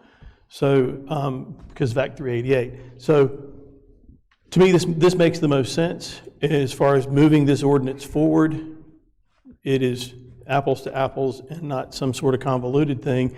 But to your point, Mr. Wilson, we have to work towards that understanding of what that's going to be. What do you want to do with the 2.3 million? You want to spend it on what? Roads. County roads only? Any road in the county. I don't know how many times I have to say that. Okay, so when you state roads too? Not necessarily so be state clear. roads. Okay, so yeah, city roads and county Mr. Sadie, roads. you're exactly right. So the roads, the $20 fee right now has gone towards city roads and county roads, not state roads. Okay. I'm saying the $20 goes away, city roads and county roads, 2.3 million. 2.3 here, 2.3 there, same. Okay, so we're going to basically raise it about probably 3.5 mils in order to raise money for that. And we're going to split that with the cities, right? We're going to split I don't it. know what the answer is on this, the split. Themselves. I'm more in line with Councilman Whitehurst. It's going to be our responsibility. Right now, we're giving them the money to do this. Hey, can we ask Ken a clarifying question here? Hey, Ken. So you had explained to me that the county roads folks have a list of prioritized roads based on condition, longevity, small projects to extend life, things like that, and that the CTC group was using data from the county. That was my understanding. The city folks, are they using our data, or are they doing their own thing with regards to the money that we give them? They are, and I'm going to speak broadly here. If there's one city that I'm wrong about, I apologize about that. But as far as I know, because we did a soft audit, we asked them to send us information back. They are not using our data. They're using their own eyes looking out the front window of City Hall data, that road, that road, and that road. It doesn't matter whether it's something that's been historically our maintenance responsibility or historically their maintenance responsibility. They're addressing their biggest needs first. So they're not using our list. The CTC has been, and they've been doing a good job over that the last 2 years I can speak to, and we use our data, but the cities, no. You know, may I speak? And then Vice Chairman has something. Go ahead. You know, I'll go after you. One of the reasons that I was in favor of the last proposition we made is because I was under the false impression that the cities were going to take control of the roads and be a city road. Because we've had the complaints before, when someone complains to us about a road that's in a city, we didn't know if that a county road or a city road. Well, if it was going to be in the city limits, I could say that was a city road and a city responsibility. But it wasn't a city road. It was still a county road. And so the city person could say, well, yeah, that's still a county road. And I have a hard time with the fact that we haven't, that the cities wouldn't agree to take their own roads that we were supposedly giving them, and that you said we had to come up with an agreement where they would agree to take care of the county roads in there. And so I think you're right. We have to almost do this at the same time. And I just have a question. If we say we're going to do just the county, we've got no agreement. They're not willing to take the roads last time. That already bothers me. So when you say take the roads, a lot of this is language, and I don't want to cover this up. I don't want to make it more complicated. But the cities would say things like, wait, we can't cut the grass to that next stop sign because we don't have jurisdiction. Does that mean our police have to go to that next stop sign? No. We're talking about a local road. Who has maintenance responsibility? We don't own most of the roads we have. You know, we just talked about that earlier. Who has maintenance responsibility? Who's in charge of potholes, street signs, cutting the grass, and repaving it when it's time? When we take it into the county, we're taking on the road. Do we not have county right-of-ways on roads? Almost none. If it's a road that was built before a certain year, and I don't know what the year is, but before the DSO was passed, we got no right-of-ways. So we're maintaining ditch to ditch, right? And that's all we can do. So do we own that road? No, we don't own that road. We have the maintenance responsibility, though. But your point that is very important, and I don't want to gloss over, is a system that we could develop where we said, once you get to the stop sign, once you get to the city limits sign, call the city, is way more transparent for the very reason you mentioned. You know, we had people saying, well, my street is in Lakewood Heights, inside the city of Liberty, right? And they said, well, no, that's a county road. I vote for mayor of Liberty, you know, so that does create problems. You're right about that. Vice Chairman Coster. So for the levy of taxes to the 2.3 million, we still have another problem. This doesn't solve paving our roads. This still puts us on our 70 whatever year cycle. So this doesn't solve our problem. So to me, this is all, and I'm gonna go back to the zero whatever.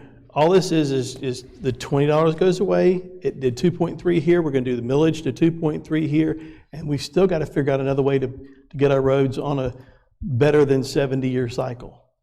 That's another question. I guess my concern is I'm actually of the idea that we need to do this all together, because I have a sense where this is going, which is we're going to actually be giving the cities some money for roads. I mean, we charge 53 mills right now. We charge city residents at 53 mills. We don't give them any of that money. There's no allocation. But for this 3 mills, we're going to cut them off and give them 28%. That's inconsistent. That's a problem I have. So that's my biggest issue. And the other issue we had in the last meeting was we had budget savings of $300,000. We're not going to be giving that to the cities too, are we? 28%? If we pull $2 million out of the general fund reserve and put it into roads, are they getting 28% of that too? I guess that really just depends on the intergovernmental agreement once, No, and but if we ever have that conversation. I guess I would like to know the flavor of the council now before I vote on anything. Because I don't want to. Can I make a point to you? I mean, Go well, ahead. just let me, Finish I don't that. want to, say to the library, you're getting too much money. Instead of your revenue being up 19%, it's going to be up 12%. Now, we're going to take this money, and we're going to give 28% of the cities so they can pave city-owned roads. We will never get to $4.5 million if we got a 28% hole in our bucket. Every dime we get and raise has to go to the cities. This is crazy. They can pay for their own roads. I think what we talked Yeah, about. but at the we- committee They meeting- pay for their own police. Gentlemen, one at a time. They pay for their own police. Mr. Wilson. Traffic. Mr. Wilson. I think what we talked about in the committee meeting was that, my impression was most folks recognize that problem that you just described. And I think that one of the ideas was that we create a targeted sort of emergency or calamity fund for savings like that, stuff that we would have to pull out of the long-term planned monies. Like a bridge falls in, we didn't realize it was in such bad condition. So what we were talking about is saving that money for a very specific purpose for the county only. So I think that's for me, a fairly straightforward, because every year there's some kind of craziness, and some maybe years you'd carry over for a bigger issue. I think that kind of solves your problem, keeps some consistency across the board. I kind of like what we're talking about here at the county level, and I like it for one specific reason. The way that our board is broken up, your Pickens predominantly, your Liberty predominantly, and probably another little area there. Inslee's got Clemson, you've got Easley. I don't have any place except for my folks go through Pickens and Easley, so I have to act balanced across the larger area there. And then so is Trey. Trey has to be very balanced between the Liberty area, Pickens area, and Clemson. Our board is very balanced, whereas the folks in the cities, the municipalities that are on those councils who don't have to vote to raise any taxes, don't have to be held accountable for how much they raise them, they're only focused on their own municipality. Any intergovernmental agreement is going to be bridging the very specific criteria these folks are elected for, which is to represent their counties across, their cities across the entire county. I think that our level is probably the most well-positioned to be strategic in the way that we grow this thing, because we have a strategic plan that impacts everybody in the county. And then you guys are all accountable to cities. I'm accountable to 2 cities and a huge rural area. So for me, there's a balance that we represent here, particularly divided in 6 is the way we are. We had to have 4. That takes a lot of little idiosyncrasies out of the discussion. So I like what Trey was talking about. I specifically would like to reiterate that I think the CTC money should be controlled at our level. So there's one entity, there's one buck stops here. If somebody says that's a city road or a county road, everybody's got to go to the same folks to get it fixed. And then we have economies of scale with regards to negotiation we have either with outside entities or developing some sort of a paving process for our own. So to me, there's a solution here where we bring the most accountability. I don't want to be the czar of roads, but it brings it all the way right to us. I like it. Councilman Wyhurst. The taxes that we raise in the county, we have to raise taxes on everybody. We can't pick and choose. But the cities benefit from those taxes too. They drive on county roads. No, but it's not just county roads. It's the police, okay? It's the sheriff's office. It's the jails. There are things that we provide to all the citizens of Pickens County. So I think your point is a little bit overstated in that the only thing that the county's providing here is taking a piece of budget and giving it to pave the city roads.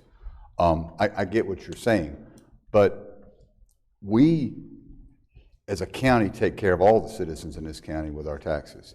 Now, if we were, and this is where I've struggled with this, we tax everyone in the county for the county roads.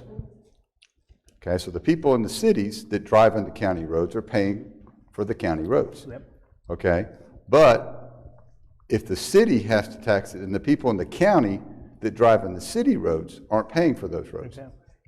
So what you have is you have a little disposition, and that's where I struggle with this thing, because everyone in the county drives on all the roads, you know, and so. But I also look at this thing here where the cities have not spent a lot of their money, and I'm wondering, well, how come they aren't paving roads? Where's this money going to? There's a little oversight that I feel a little concerned about, and I'm concerned with the fact that cities wouldn't take the roads that we tried to, you know, as we're going in and out, and we have to negotiate, and you said we've had problems here, and we've had to work through stuff and something, and every year we got to go back, and we feel like we go through a lot of minutia and a lot of energy trying to go through this every year. Now, when we say we have 750 some odd miles of county roads, okay, is that not including anything inside the cities? Do we know how many roads are in the whole county? We do, and it's way more than the roads we're talking about, because you've got the state highways. So if we've got 2,100 roads, then it becomes a little bit tougher if we're going to allocate, if we got 2,100 miles of roads. No. That's state, city. Oh, no, I don't care about state roads. I just want county and city roads. 895. 895. Okay, so we got about 150, 60 miles of extra road in the cities that aren't right now under county jurisdiction at all. I think the numbers are 894 total city and county. And then county's 655, right? 750. 655. I think it's 655. 639. I thought you said 750. 655. Okay, so let's I know we're getting to a little minutia here. Let's get them on the numbers. So total roads, county and city is 895. We agree on that. County is 655? That's with the minimum maintenance roads. That's county roads. Yep. Yeah. And then city roads are 256. Okay, those are the numbers. Okay. Now, we've been allocating the $20 road fee according to the mileage of all those roads. all the city roads. Correct? Yeah, I have a point, and then I'm going to be quiet and let But y'all. am I right? Is that what we did? We allocate the money, the $20 road fee, based on the total mileage of the roads in that city, including the county roads and the city roads. And it's still determined based on the who needs it the most, or there's a plan in place. It's not every road gets it. That's correct. The answer to your question is yes. We are allocating the money based on the total roads. So if, what, I'm sorry, the paving. Yeah. So the money that we sit down, we calculate a road mile, and it doesn't matter if it's in the city or out of the city, that road mile is worth X amount of dollars. And if you're the city and that's inside your city, you get the X amount of dollars. And before, how did we do it? Before 2 years ago, or when we passed this? Yeah, it's 3 or 4 years ago. Before that, we would do our county roads, our county maintenance responsibility roads. I apologize. County maintained roads inside the cities. We would do those ourselves. Okay, so if you look on the chart, you have that on a chart where it shows us spending all the money ourselves, but some of those were inside the city limits. But it was just county roads. It was just the county roads, right. And the city took care of its roads. So that's, the city could take care of its roads. So that's where the dispute came up, is the city wouldn't, and this predates me and you a little bit, okay? But the cities didn't agree necessarily with our priorities. Because like I said, they're looking out in front of City Hall at roads that we're not involved in. So at that point, that's where the dispute came. No, we want you to use that money here, the city says. And we say no. And so the dispute arose on how that money was getting allocated. And But it was only supposed to be allocated on county roads. They wanted to spend different Well, county roads. and if you'll in the city. remember, and this was during a time when I was the county attorney and you were on council, maybe. Right. There was a dispute about one of the municipalities, and I don't want to single them out, but one of the municipalities was using it to do a parking lot. Right, yes. And that's where part of this dispute came from, is But- we but- started setting conditions. So we gave them the money to pave our roads in the city? Depending on the municipality, yes. Okay, so we It were was picking and still, choosing winners and losers is what we didn't. but we during were that given period. money, but we were only allocating money for county roads in the city. Now, they may not have been spending on it, but we were allocating money for the county. So how did they pave their own roads? Out of additional city taxes. Vice Chairman Costner, you had a comment. Yeah, I just have one more comment, and I'm gonna let y'all debate it out. We charged a tax of $20 to the people who live in the city and to people who live in the county for roads. That's what we charged. And now we're saying we can't charge that tax anymore. We have to charge a different tax called millage. And all I'm saying is make it the same. And I feel the Y'all same way. debate all you want. So I have a legal question, knowing what the Supreme Court ruling was and why the Supreme Court ruling was.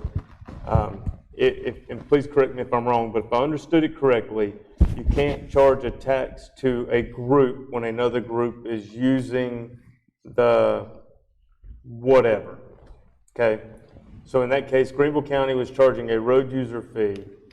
The delegation sued, and the Supreme Court ruled that you can't charge a road user fee because there are folks that don't pay that road user fee using that road.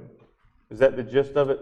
That is, but don't interchange the word fee and tax, because what they said was that you could charge a tax on something that everybody uses. So they're appropriate.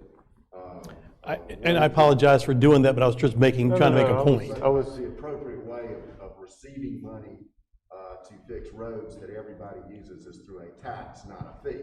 A fee would be to go into a park, for instance. Okay. That individual user does. That's the distinction, and they were construing a statute that said that was passed in 1997, that started January 1, 1997, that you could not charge a fee after that.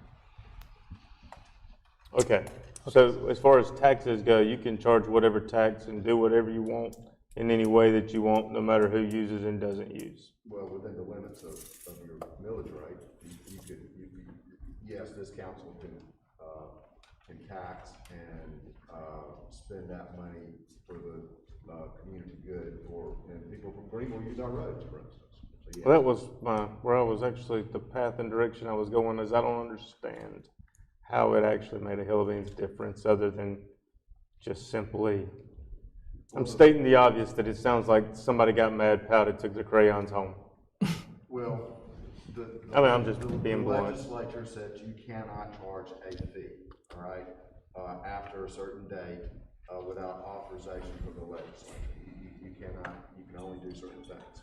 And this fee, the road maintenance fee, was in violation of that. That's the short. Okay.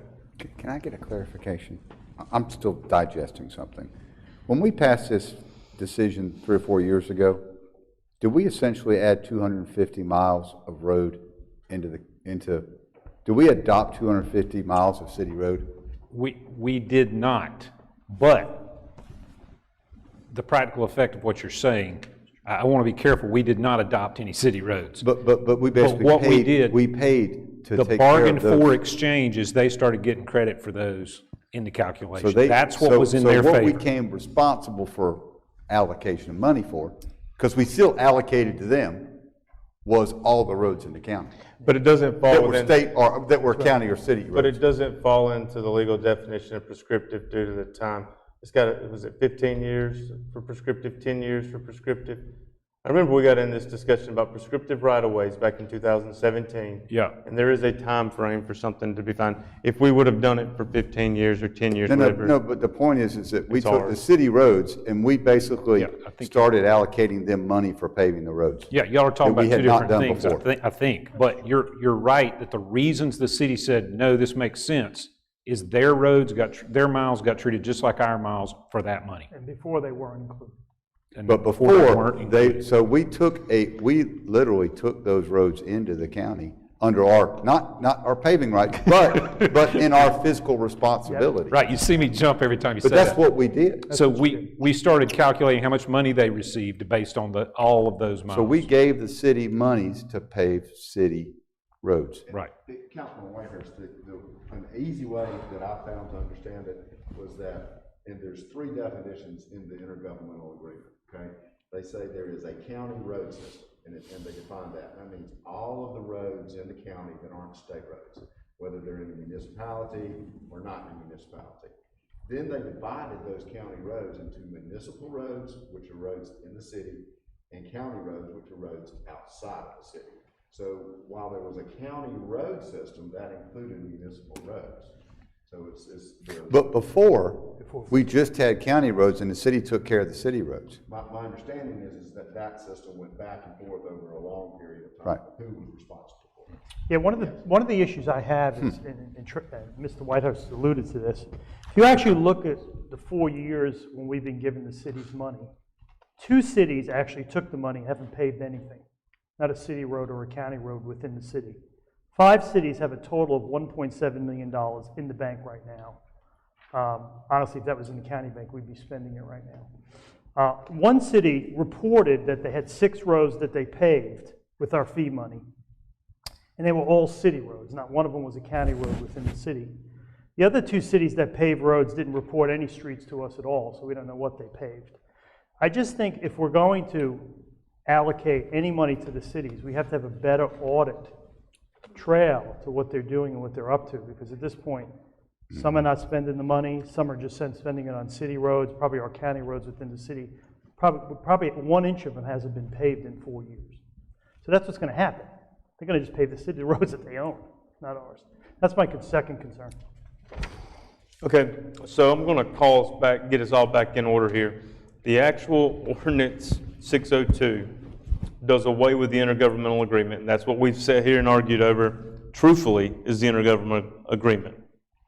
Now the question is whether or not we're ready to put a number, and if somebody would like to amend this motion to put a number on it. I personally don't think we're there yet. I will be more than happy to hear it, but if not, I'm going to call for the vote on second reading of Ordinance number 602, which is repealing Ordinances 295, 332, 365, and 373, and amending Ordinance number 599, which is the budget ordinance, so that we can provide a levy of taxes to offset the loss of revenue from the repeal of the said road user fee. I'm going to call for the vote. We have to second a call for a vote. I'll second it. Okay. I would like to. I will say this, I will vote in favor of it to move this thing forward, but I will not have a third vote the way it stands. Because we have to move forward. We have no choice, we have to collect taxes. But for the other council members here, otherwise, if I vote against it, it's going to be a tie and we will not move forward.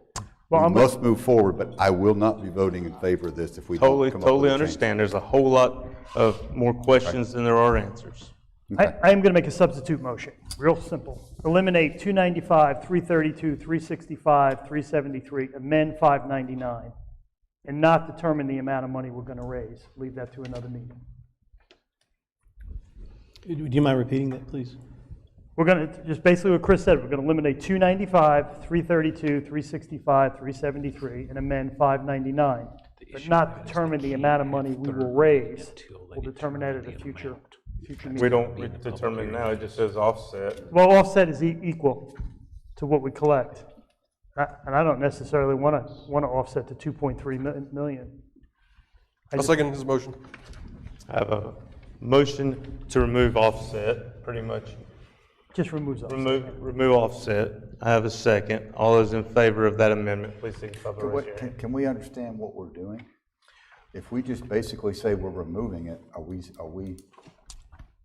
we're going to remove it, we're not going to have anything to replace. We'll have to replace it at the third reading. Pretty much what Councilman said is saying, which is pretty much what we're going to do anyway. Okay. Okay. Yeah, it would just be, let me clarify. Mr. Roper. So as to Mr. provide. Sada, hold on one second. I'm getting. No, and I apologize for interrupting, and I hope I don't want to delay the progress here, but one thing you need to know or need to remember is that in order for us to even schedule third reading We and have the to have public that hearing, number you in have to place. have that number. Absolutely. Right. I just don't like the word offset. It cannot go for third reading, it cannot go for public hearing until Right. that number is in place. Right. Can we move it to committee with this vote? Can we make a motion to? It's Because still we're gonna in have a committee. committee meeting before that It's on time. the committee log, and it is still in committee, and it is on the next committee agenda. Okay, this is how I want it to say. You're going to all be happy with it. It's the same thing. It's going to say, so to provide for a levy of taxes to repeal the said Rosa user fee. So it's not saying offset, it's just providing a levy of taxes. We don't know what the amount's going to be. We have to know the amount for third reading. For third reading, sure. And for public hearing. Gentlemen, at this moment, it really doesn't matter. Second reading, if it fails, then we're back at the drawing board. If it passes, no matter what amendment you put to it, it's still got to have a number in place before it can come out for third reading. Plain and simple. I mean, I understand the point. You don't want Offset anything tied to it. offset equals 2.3 million. So the motion on the table is to amend it to remove offset, as Councilman Seda has requested. I have a second on that. Any discussion on that amendment? I'm not. Okay.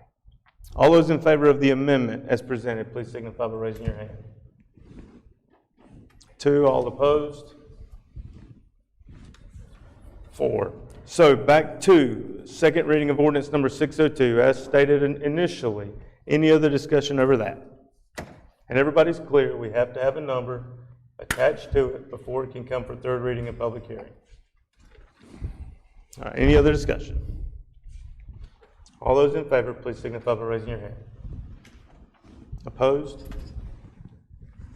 5-1. Thank you, gentlemen. It will be on our committee agenda in 2 weeks. Item number 15, let's make sure I'm still in the right order. You are. All right. Item number 15, third reading of ordinance number 601, authorizing the execution and acceptance of a lease for Long Shoals Roadside Park. Be nice. Move. Chairman. Yes, sir.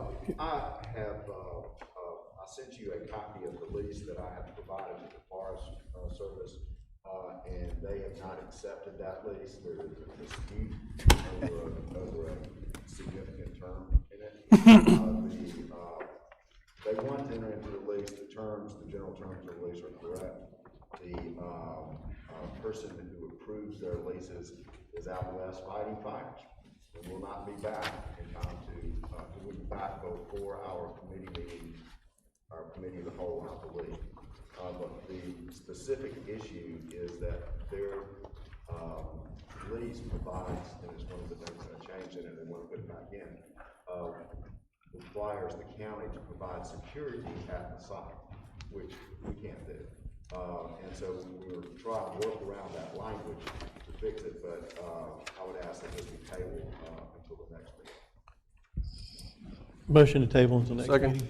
I have a motion and a second. Any discussion over that? All those in favor, please signify by raising your hand. All right, that carries. Thank you, Mr. Hendricks. Item 16 on tonight's agenda is the discussion of our library matinee as requested and approved during motion period new business. Councilman Wires. Do we have any say-so or authority for the, I mean, I would like to have the director of the library come and explain to me why they're showing R-rated movies in the library. I just don't think that, it doesn't matter what the R movie is. I mean, that's a personal opinion, but based on now I don't know that what Ms. Raines was correct or not, as to what they're supposed to do, but it just seems to me like I got a problem with an R-rated movie in the library. I can tell you, Mr. Whitehurst, when listening to her talk about it and then in thinking that through, I have a meeting with the library director, a preset meeting for 4 o'clock tomorrow. And I made a note, Stephanie meeting, what's up with R-rated? So I want to know the same answer, and I don't have an answer to give you right now because we don't keep up, we do not govern day-to-day decisions made at the library. Do we have authority to say? Your authority there would be twofold. You appoint the library board, and you also have budgetary authority. Can we request the library board to have to review their matinee schedule? Apparently, they're not. I mean, I don't know if they are or not, but once again, I'm just going by what was hearsay told to me. Right, so your question was, could you request that of them? And yes, you can. Can you get back and report to us on that? I know Mr. Feimster has a question. Sure. Mr. Feimster. Yeah, my concern is that the time of day, that's the time that kids are out there lots of times. And you don't want to do that kind of movie and have a whole bunch of kids in an R-rated movie. Well, it's restricted under 17, is that correct, R-rated? So, I just don't understand how. I'll certainly find out from her the rationale and the facts that they see. Can you report to us? Do we need to, I would like to know at the committee of the whole meeting, do I need to try to add that to the committee of the whole meeting, or give a report on that? What's the procedure? Can you actually just, as soon as you find something out, just. Mr. Chairman, I took the liberty of calling the director of the library and asking her about this. And just to be completely clear, I don't feel like I want a whole lot of friends trying to cut their budget by what, 20%, their budget proposal. So it was an uncomfortable discussion to start with, and asked her what was going on. So I'm not exactly,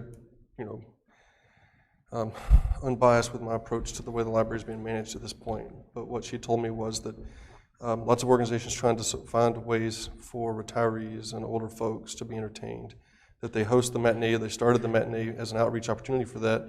Under normal circumstances, kids are not going to be there because that's in the middle of the school day, and typically ends at a point where the folks are out before kids get there. That they post the ratings, and that the national board or whatever of libraries or whatever recommends you post ratings so folks know what they're getting into. And that when they talk to the folks about the R-rated movies or whatnot, the retirees specifically, so it's generally speaking, it's older folks, not people with children, that the commentary they got back from the retirees in the community was, don't tell me what I can watch. So they wanted to see movies. These folks are, generally speaking, I'd say 55 to 60 or older. Not everybody retires at 13 like Mr. Seda does. So these guys have got opportunities to go to the movie in the middle of the day.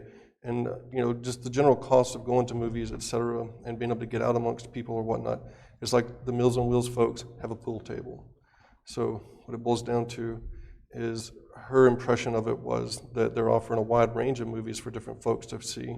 Sometimes it's not R-rated movies. This time it happens to be, they offered, like I said, a wide range. Sometimes nobody comes, sometimes there's a lot of folks, but the folks basically indicated that they'd like to decide for themselves what's appropriate for them.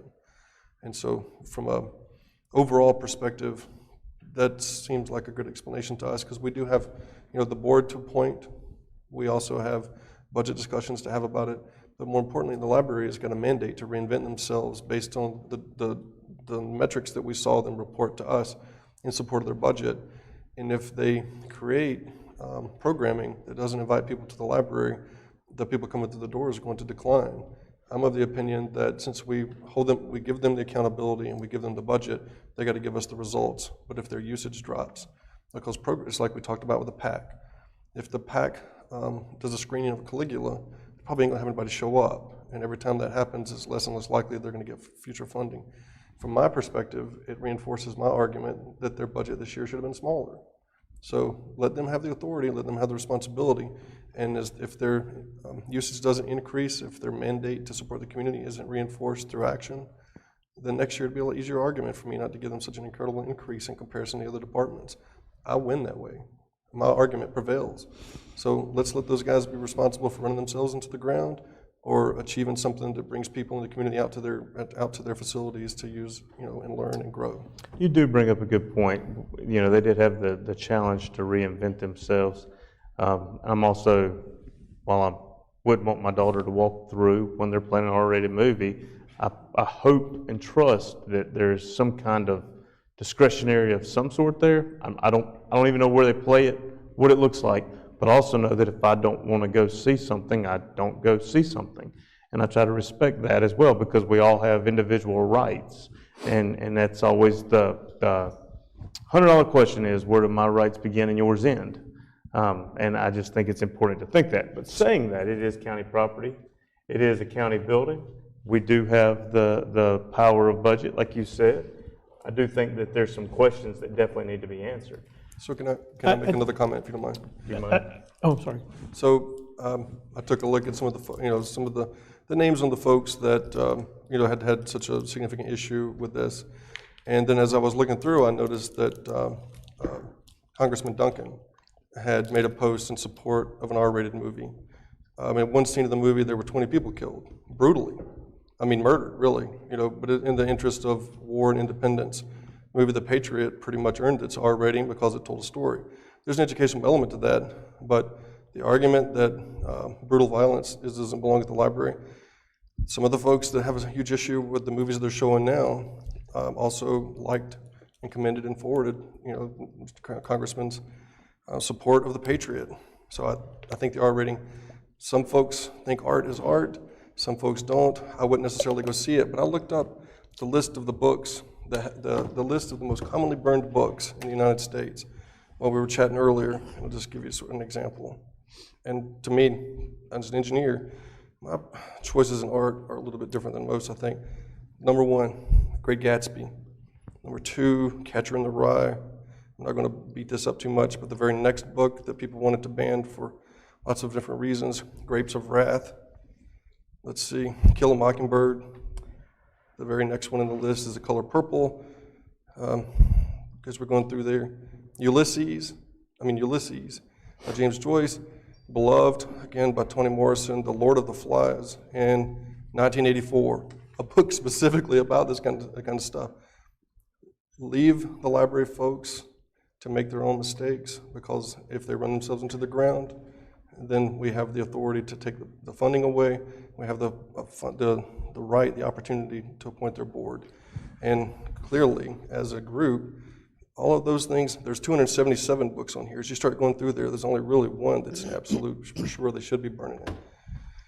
And the precedent was set in Canton, North Carolina in the last decade, where a group decided that anything other than the King James Bible was heresy. And they had proposed to have a book burning of all the Bibles in the community that weren't the King James Bible. The only reason it didn't go through is they had rain. So my point being, as a governmental entity, let's be careful, because it's a slippery slope. Vice Chair. So I agree with you. I struggle with this because I don't like the idea of having this kind of thing go on there, but people have a choice, don't go. The other side of it is, do we really want to get involved in censorship as a government? Because what happens if you get somebody different up here that, to your point, says, you know what, the NIV is a bad thing, we need to get rid of that, or we're not going to allow any of this. We can't have anybody do the Lord's Prayer anywhere on county property, or we can't, you see what I'm saying? Censoring you becomes censoring me real quick. Right. So that's why I struggle with it. So I appreciate your perspective in explaining it. I have another comment on this. I believe in free right and free speech for the private. Anyone can do what they want to, it's their business. The problem here is this is a public sector, okay? And we have a public responsibility. Now, I'm not telling what they can and can't show, but when you have sex trafficking, okay, and if this is what the movie's truly about, their own documentation says family-friendly oriented movies. These same people can go to any place to watch a movie. But when we say it's okay, then we're saying that the government. Well, I'm not thinking that it's okay. And that's because they're an extension of us. Yeah. And I understand the right to say, we don't want to tell people what they can and can't do, but when we're in the government saying that it's permissible, then who's to say we can't put a XXX movie in there? Yeah, that's a good point. You know, because then, okay, we put this because there'll be people attracted to that, but what are you going to pull into the library? Okay, so I think there has to just be some good discretion on the part of the library director. Use some discretion. You know, and I just feel like there's just a little lack of discretion going on, thinking, what is our purpose here? We're serving the public, and to try to attract some people with a R movie or something, I just don't know that's the way to build the library system. So I do want to say, I think that the R rating alone is not enough, because like you said, The Patriot, in my opinion, is actually one of my favorite movies. I enjoy watching it. Yeah. It's R rated, but it's what's in the R rated.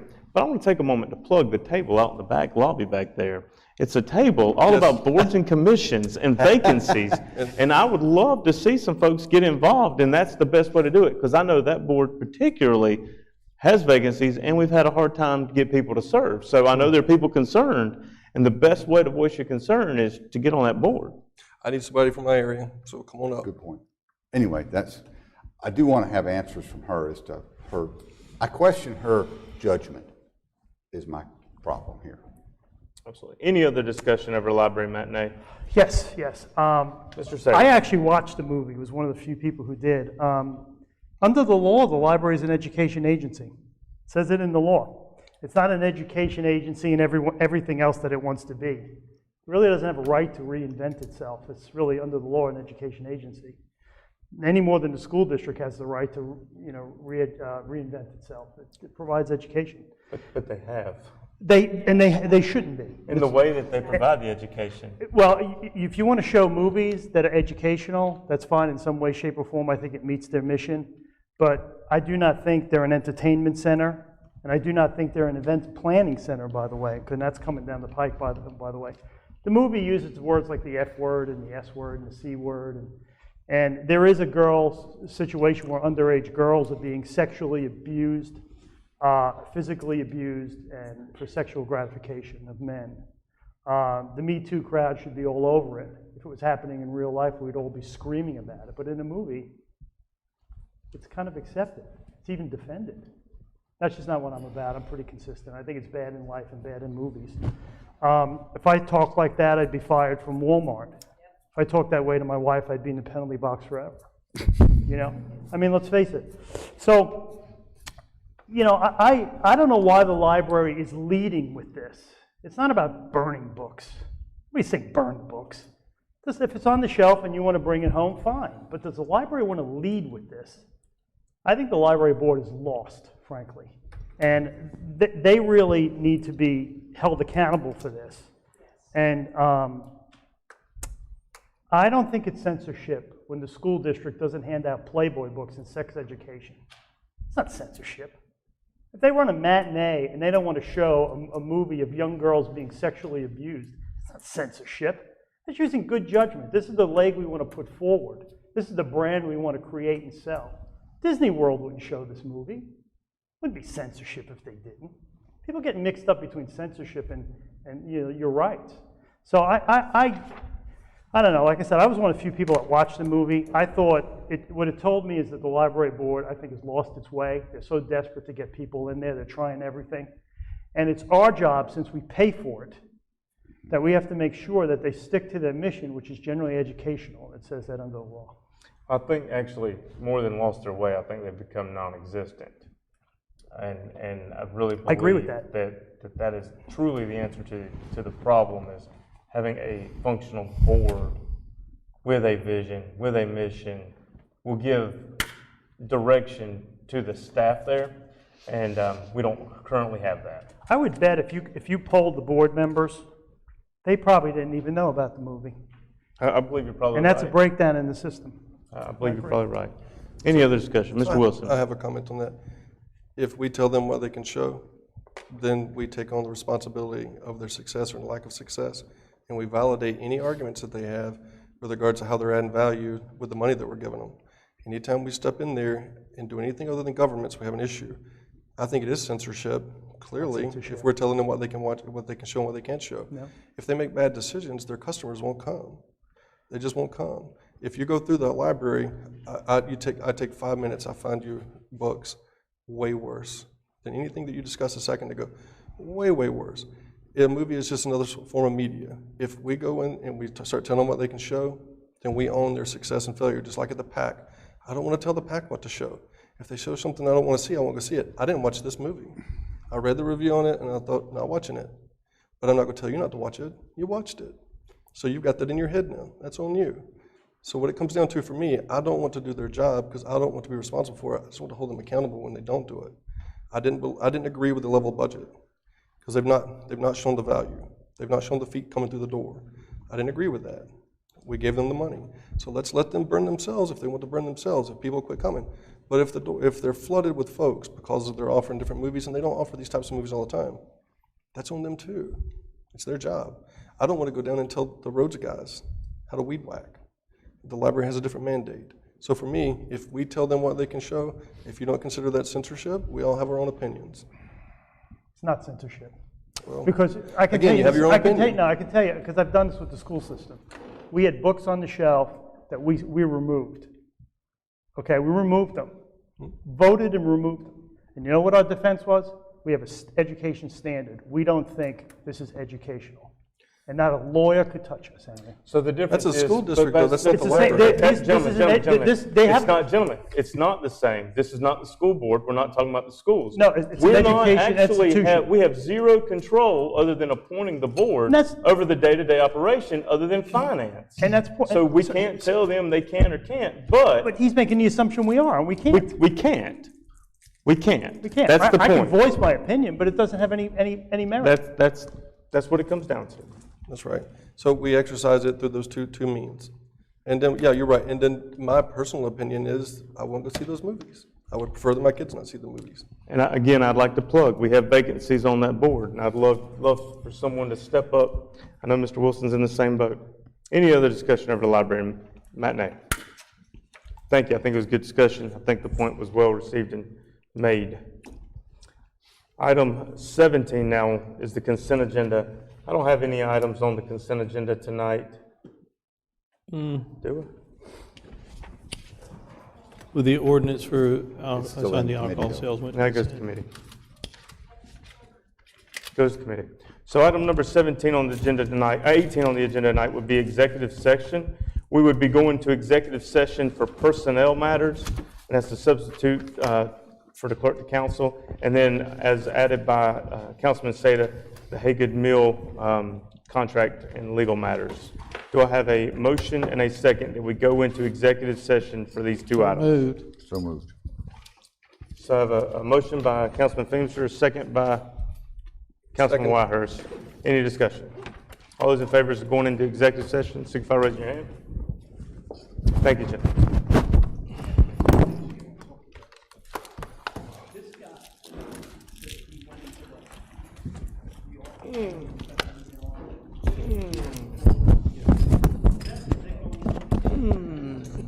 I don't know how much.